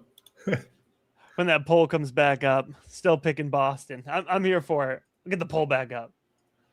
Yeah, my bad. Sorry for the bad intel. I can't change the name. Just pretend like it says trade. Bill's trading down for. Back for. All right, let's see. You got to get the Texans pick in first. Dude, I still think if Miami's coming up, they might be hitting receiver, which would be Boston. And then in that case, I feel like Falk would be the pick. Yeah, you can't. Keelan Rutledge, baby. I love that. Absolutely love that. Let's go. He was in the mock. We got him in the mock. Dude, we had him in the first round. Yes, sir. Keelan Rutledge. I've lost count of the trades. Yeah. How many trades have there been? Texans? 6? Has there been like 6 or 7? Texas Chiefs. 6, 7 trades. Something. Can we get our producer on that, Eric? Our research team? I've got 5 in my head. Like just thinking about I got 5. There might be 6 though. I'm just gonna Eric will come through in the chat. Come on, Eric. Come on, man. Dude, Bills are split right now. All right, so we've got Miami. Miami traded up. Dolphins are on the clock. Is it wide receiver? Malik Willis is just such a wild card. I think it's not the worst quarterback situation, though. Because you're looking at,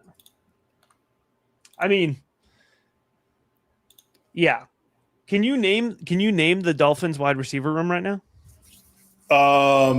Malik Washington, Who I love, by the way. Yes, correct.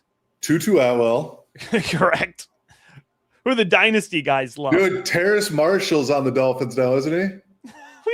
We don't need to bring that name up. You loved him. Theo Weiss, Missouri Theo great. Weiss, yeah, I liked Theo great. Weiss last year. I thought that was a really nice. He was like a 7th round pick, right? Yeah.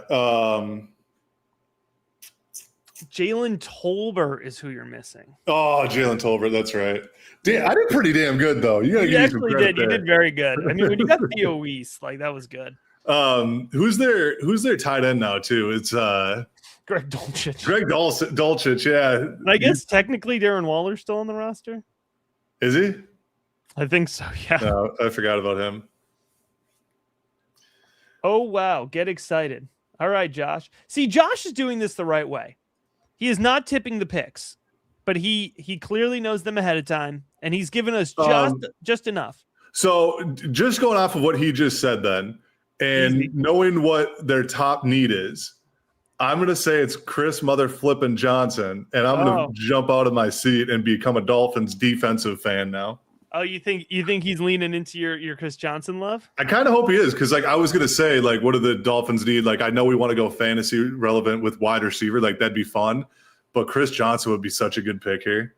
Our research team is saying 4 trades. 4. I said 5, but I think I was a little off. Well, I trust our research team. Yeah, right, yeah. That's good. Pre-draft now, we don't. Yeah, just tonight.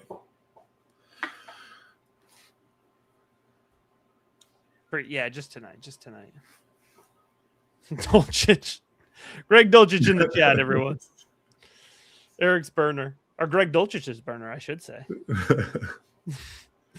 That's what's really happening here. Dude, I just typed in Dolphins Hour Lads, and they have Caden Proctor listed as a guard. Oh no. Was he announced as a guard? I didn't see. I don't have the broadcast on. I mean, I'd be fine with him playing guard. I'd have no problem moving him into guard, but at what, 11? That's a choice, man. And I'm not against guards at 11.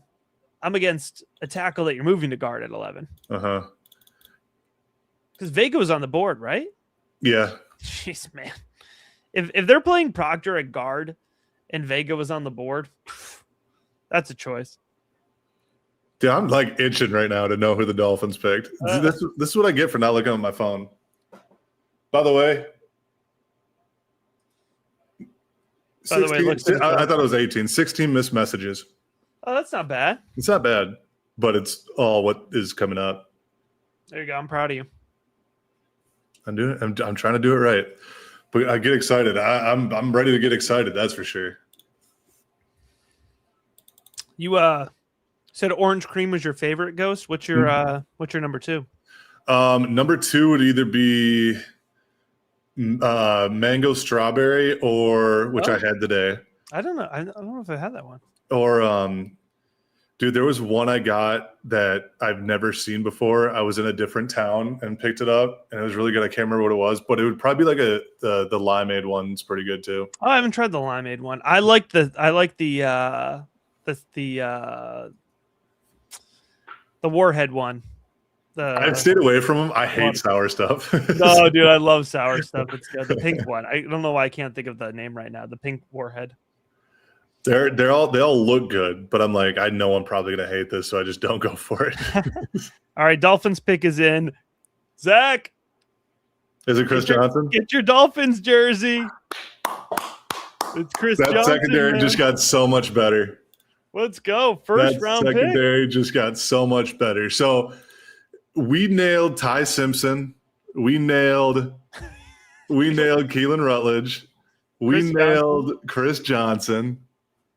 Now just be successful in the NFL and make us 100% right. All right, Buffalo is back. Bills are back on the clock here. 1 for Falk, 2 for Boston, 3 for CJ Allen. Get those votes in. Brother, Boston to the Bills. Let's make it happen. Dude. He's probably jumping. I mean, he'll definitely be above Casey Concepcion. Boston at the Bills, dude. Could he be close to Lemon? Ooh. What pick are we at right now? 20. Oh, wait. Oh, Buffalo just traded with the Pats. Yeah, Pats are coming up. Yeah. Are the Pats coming up for Boston? That'd be interesting. Who are the Pats coming up for? That'd be interesting. So Buffalo's not sold on a first-round wide receiver. Why is Buffalo trading with the Pats? That's wild. That's wild. What's going on? Well, that's like Dallas trading with Philly for Mekhi. Oh yeah. Yeah. What are you doing? Don't these guys hate each other anymore? Yeah. What are we the BFF league now? I'm getting this damn poll off the screen, man. Dude, stop putting Buffalo up there. They're not picking ever. What is going on? Oh, man. Oh, so Bills aren't on the clock. I got to update this. Jeez. Patriots are on the clock here. Oh, man. Hey, we haven't talked about linebacker at all, Zach. You want to update us with where you're at with the linebacker group? Yeah, I mean, obviously I love Jacob Rodriguez. If you watch any of the shows, you know that. But CJ Allen's my next guy up. I mean, I don't see him slipping out of the first round. I have him as a top 15 guy. I think that he will play as a top 15 guy. I think he's a tremendous tackler. I think he's a phenomenal run stopper. Before this pick comes in, do you see what I did here with the slide? Yeah. Got a little Red Murdoch going, baby. That's our boy Red Murdoch, baby. Had to give him the shout out. Best name in the draft. You better keep that energy when it gets picked tomorrow. Oh, man. Tomorrow. Right, Pats are in. Pats are in. Who do we got? Oh, what? Caleb Lomu. Really? Okay. Interesting. Okay. There's going to be a lot of talent on day 2. This is what I meant when things are going to get a little weird. It's going to be right about here where it's just, who do I love? Who do I fall in love with? That's who I'm going to pick. Right. And I know the Pats had the need, right? So where are you playing Lomu if you're the Pats? I mean, dude, you're not giving up on Will Campbell yet. And, I mean, Lomu's a left tackle. You're not giving up on him. Morgan Moses is getting old. Are you kicking Lomu into guard? Does he start at guard? Let me take a look here. Because they got the Michigan kid, Mike Onwenu, who I liked a lot. And he played well. Jared Wilson struggled. Vera Tucker was solid. This is an interesting pick. I don't know. Like, yes, their offensive line struggled in the playoffs. Like, there's no denying how bad their offensive line was. I'd like to get Eric's thoughts here as a Pats fan, actually. Like, your line wasn't awful all year. I'm just waiting. Yeah, I'd be curious to see what Eric thinks. Just a quick check-in here for my top 12 best available fantasy guys coming in. Currently, the guys who do not have homes are Denzel Boston, Omar Cooper Jr. Those were the 2 guys I would expect to get drafted today. And then Emmett Johnson and Bryce Lance, who I did not expect to get drafted today. And my thing, I just want to point this out with Omar Cooper. If Omar Cooper doesn't get drafted tonight, we're not freaking out. Like, no. He got talked into being a first round pick. Like, that wasn't where he started in this process. Yeah, he was kind of that late bloomer. I really liked him, but he was interesting. You mentioned late bloomer. What I was keep going back to about Omar Cooper that I think is really interesting, right? In 2024, he pops a little bit, but he doesn't really like produce consistently, and he's playing on the outside. He played something like 75+% of his snaps on the outside.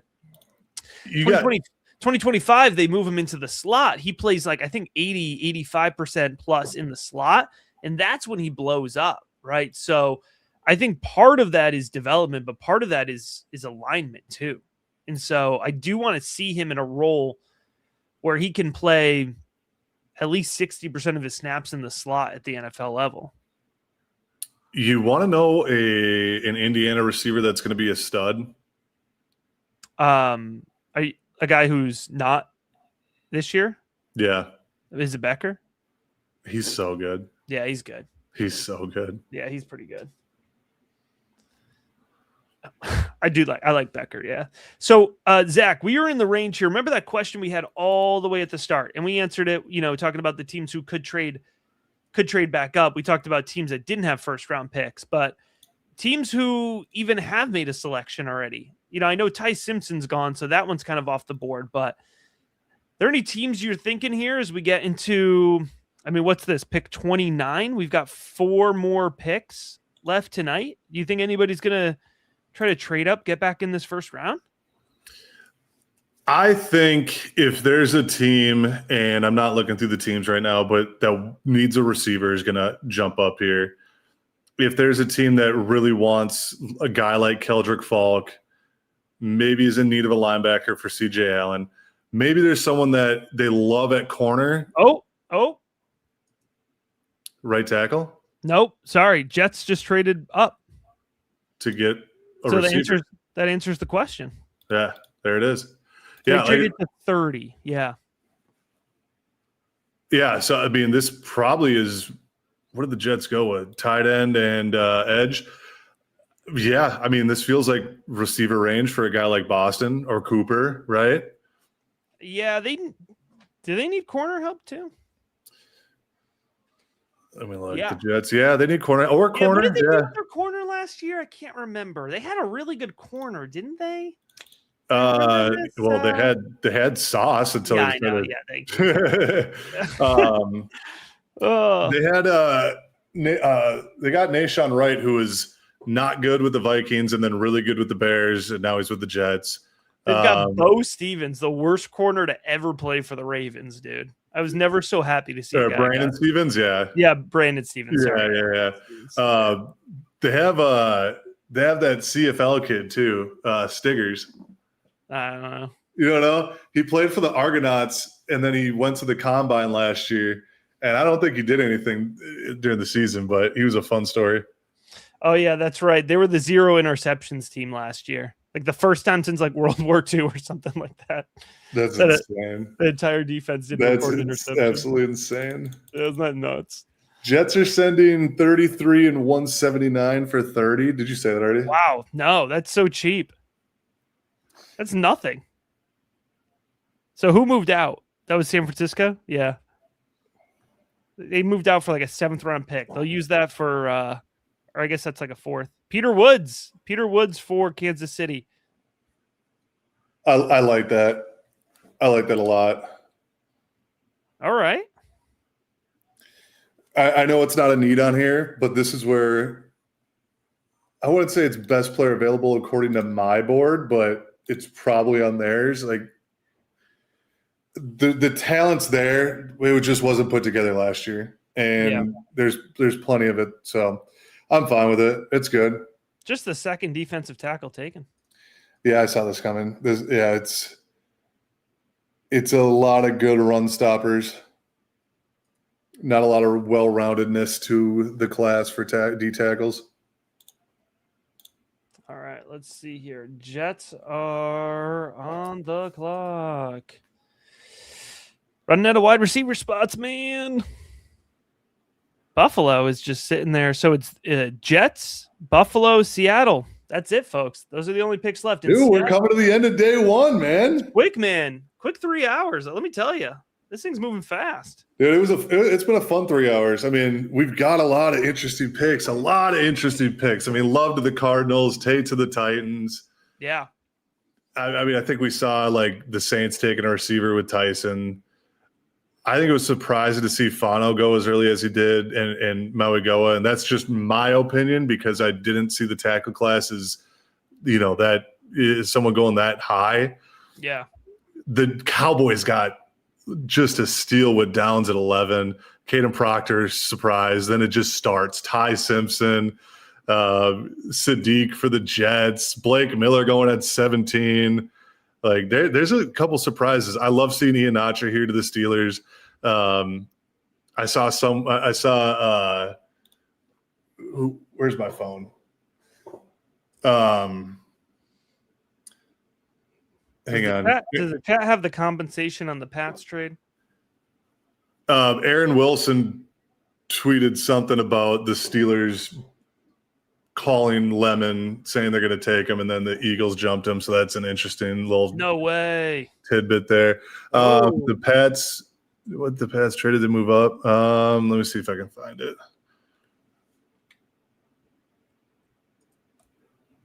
Where's our research team? Yeah. Oh, yeah. Even Rappaport tweeted, Eagles trade up for Mikhail Lemon while he was on the phone with the Steelers. That's insane. That's amazing, funny. Dude. That in their hometown. Patriots selected 28. I don't see anything about compensation. Right. Yeah, it's 28 for 31 and 125. 31. So 125. That's not bad. Yeah. All right. Let's see this Jets pick here. Let's see. What do we got? Give me Omar Cooper. I was just about to say, too, give me some like Omar, dude. Like, this would be a fun one with Garrett Wilson. Whoa. Wait, no. Wait, no. Dude, there goes Sadiq in the slot. What are we doing? What? Mason Taylor's dead now. What is that? Well, I mean, what are we doing? Oh, I mean, Omar played a lot of slot, but like he could still play outside too. Like, but I want him in the slot. You want him in the slot. You want him You want the big slot. I mean, maybe they see, dude. That's a lethal passing attack, though, potentially. Yeah, I like it. Dude, our lad says Kenyon Sadiq is the tight end 2 behind Mason Taylor. So there you go. Mason Taylor, tight end 1, baby. What are you doing? Don't get on our lads right now. Well, I had to look because I was like, I forgot who the other outside receiver was for the Jets, and it's Adonai Mitchell. And, Texas Longhorns, gotta love it. Like, what's still intact, Zach? The poll, baby. Bills are back on the clock. Oh my God, dude. I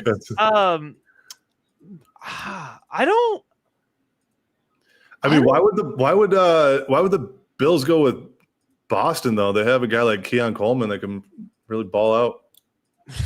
Don't do that. Sorry, that's uncalled for. Hey, it's late in the draft. What can we say? Talk Omar Cooper, would you?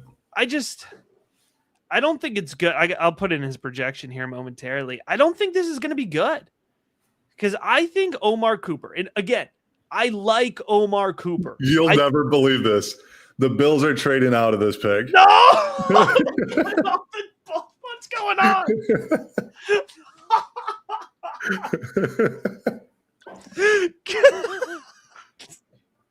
Delete the poll. Delete the poll.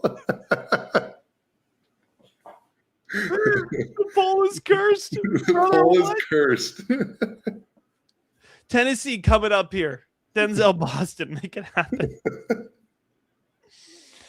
That is too funny. Oh no. Oh no. The poll's gone. We're bringing it back up tomorrow.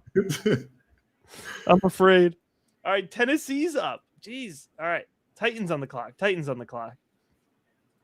They have Carnell Tate the first time around.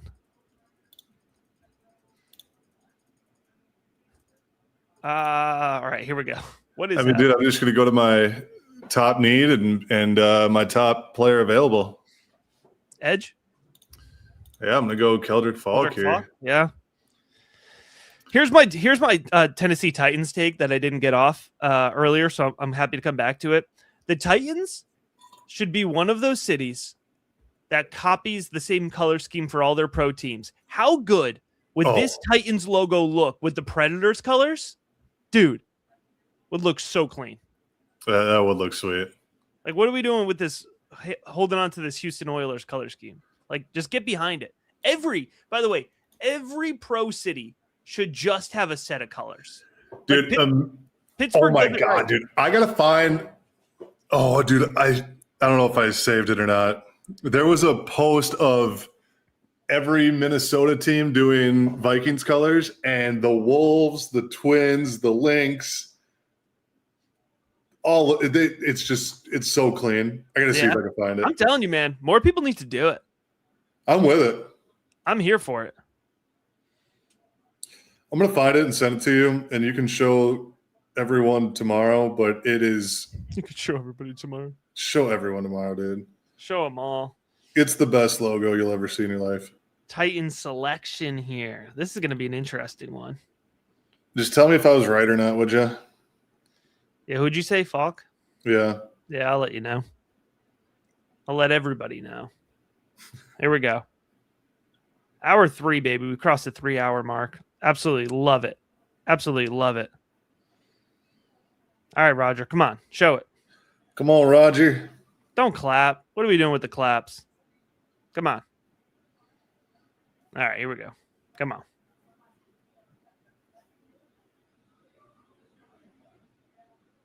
What do we got? Yep, you got it. Let's go. Keldrick Falk. So the Titans left the first round with Keldrick Falk and Carnell Tate. It's a good draft right there. I'll give him a solid B+. That is good. I can't find it. I'll find it and just show you a different time. But yeah. We got time. Let's see. Where does he spot in? No, I mean, 8 trades. If they're going to go one more pick, dude. One more pick already. Dude, that's probably close to 8 trades. I'm just getting warmed up. We'll run this back. Are we doing round 2 tonight? Yeah, it feels like we might as well. Yeah, man. Come on. Trying to think if there's any position groups we haven't talked through yet. I mean, you want to talk through what your expectations are for the running back position tomorrow? I mean, I think it kind of says it all. Like, that's where I value those running backs. Yeah. I see him as early day 3 prospects. It's kind of rude to Emmett Johnson, but it is. I think Johnson goes tomorrow. I think Johnson goes tomorrow, but I think from where I value him, it's more of an early day 3 guy. I get it. You're a hater. That's fine. I'm a hater. Yeah. Everybody's got a hater. I don't have bias, though.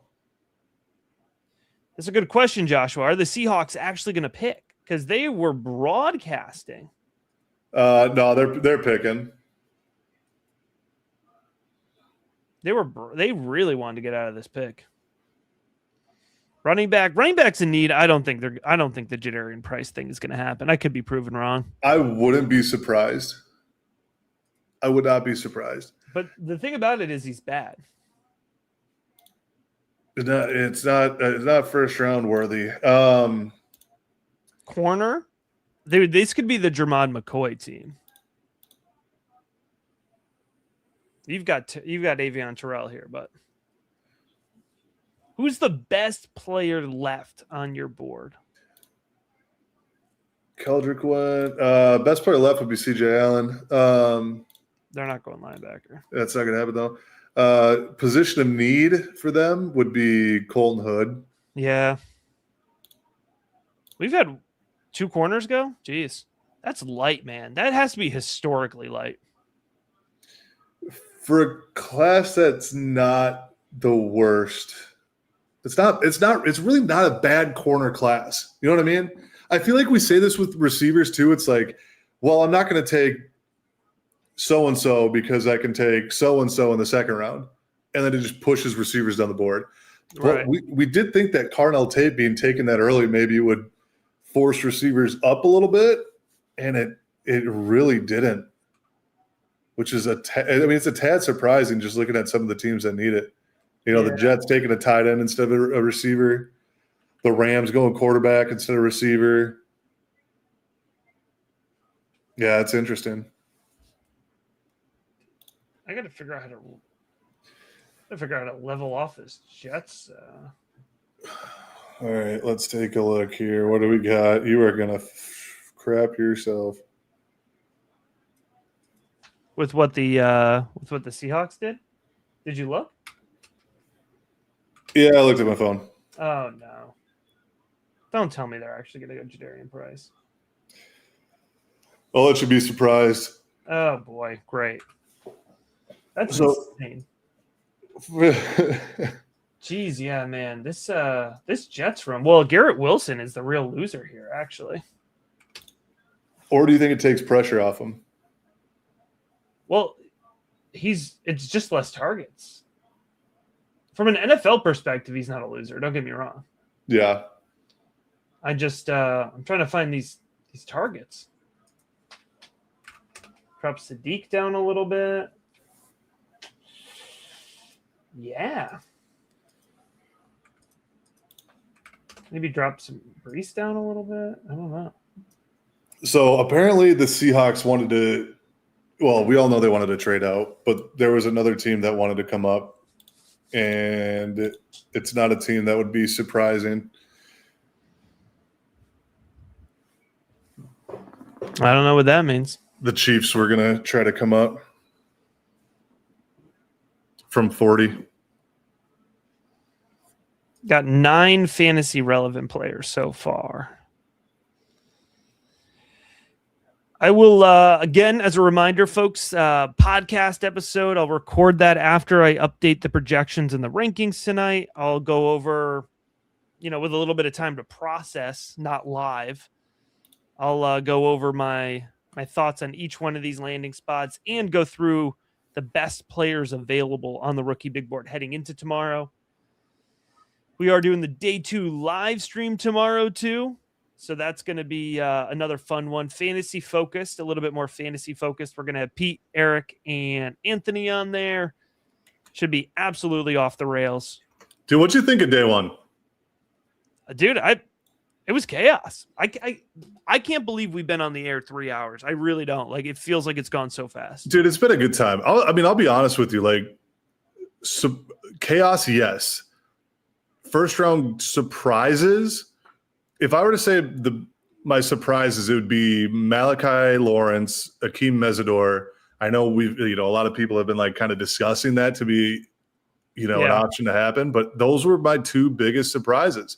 I love seeing Ian Acha go. I think he's a player that has the potential to be a first round guy. We all know my love for Chris Johnson. Love that pick for the Dolphins, and Keelan Rutledge for the Texans.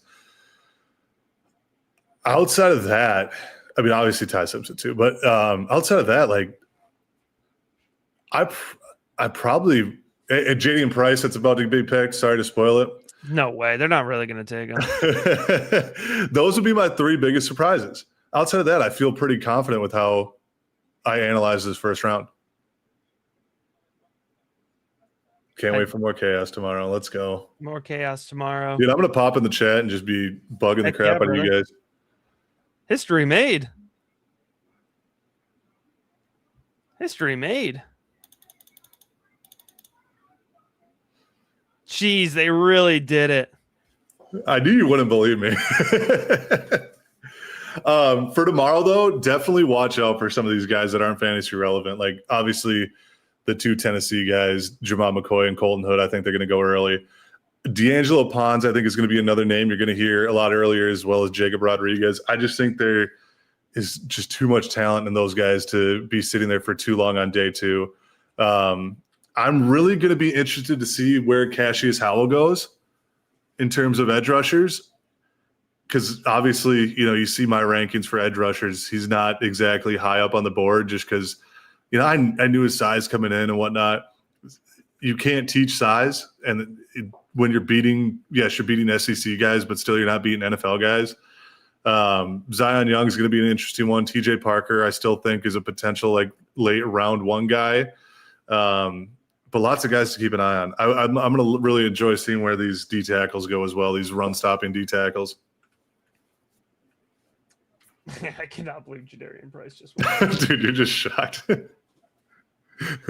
Screw whatever Zack just said. I can't believe Jadarian Price went in the first round. I'm sorry, brother. I was trying to reckon with it. Dude, that's hilarious. No way he goes the first round. I told you we can't say no way in this class. This class is a no way zone. I just knocked over my water. I was so shocked. I just elbowed it. Jeez, man. Wow. That was a crazy way to finish it. Like, Again, I literally just knocked over my water. To the point where like I didn't even like get out of my seat. I was just like dumbfounded. I know we saw this pick like 100 times, right? But it was just the fact that it actually happened. All right, man. Seriously, I say this absolutely sincerely. Thank you, everybody who joined us. Like I said, the views just kept going up the later we got into the show. So we seriously appreciate that. Zack, appreciate you spending the last 3+ hours. Absolutely love that we could dig into the NFL draft side of it. Really lean into that on night 1. Night 2, we're going to go all in on fantasy. Folks, make sure you are. What am I saying? I'm not going to tell you to subscribe. You're here. If you're here and you're not subscribed, I don't know what you're doing. But we got a lot more good stuff coming for all the patrons.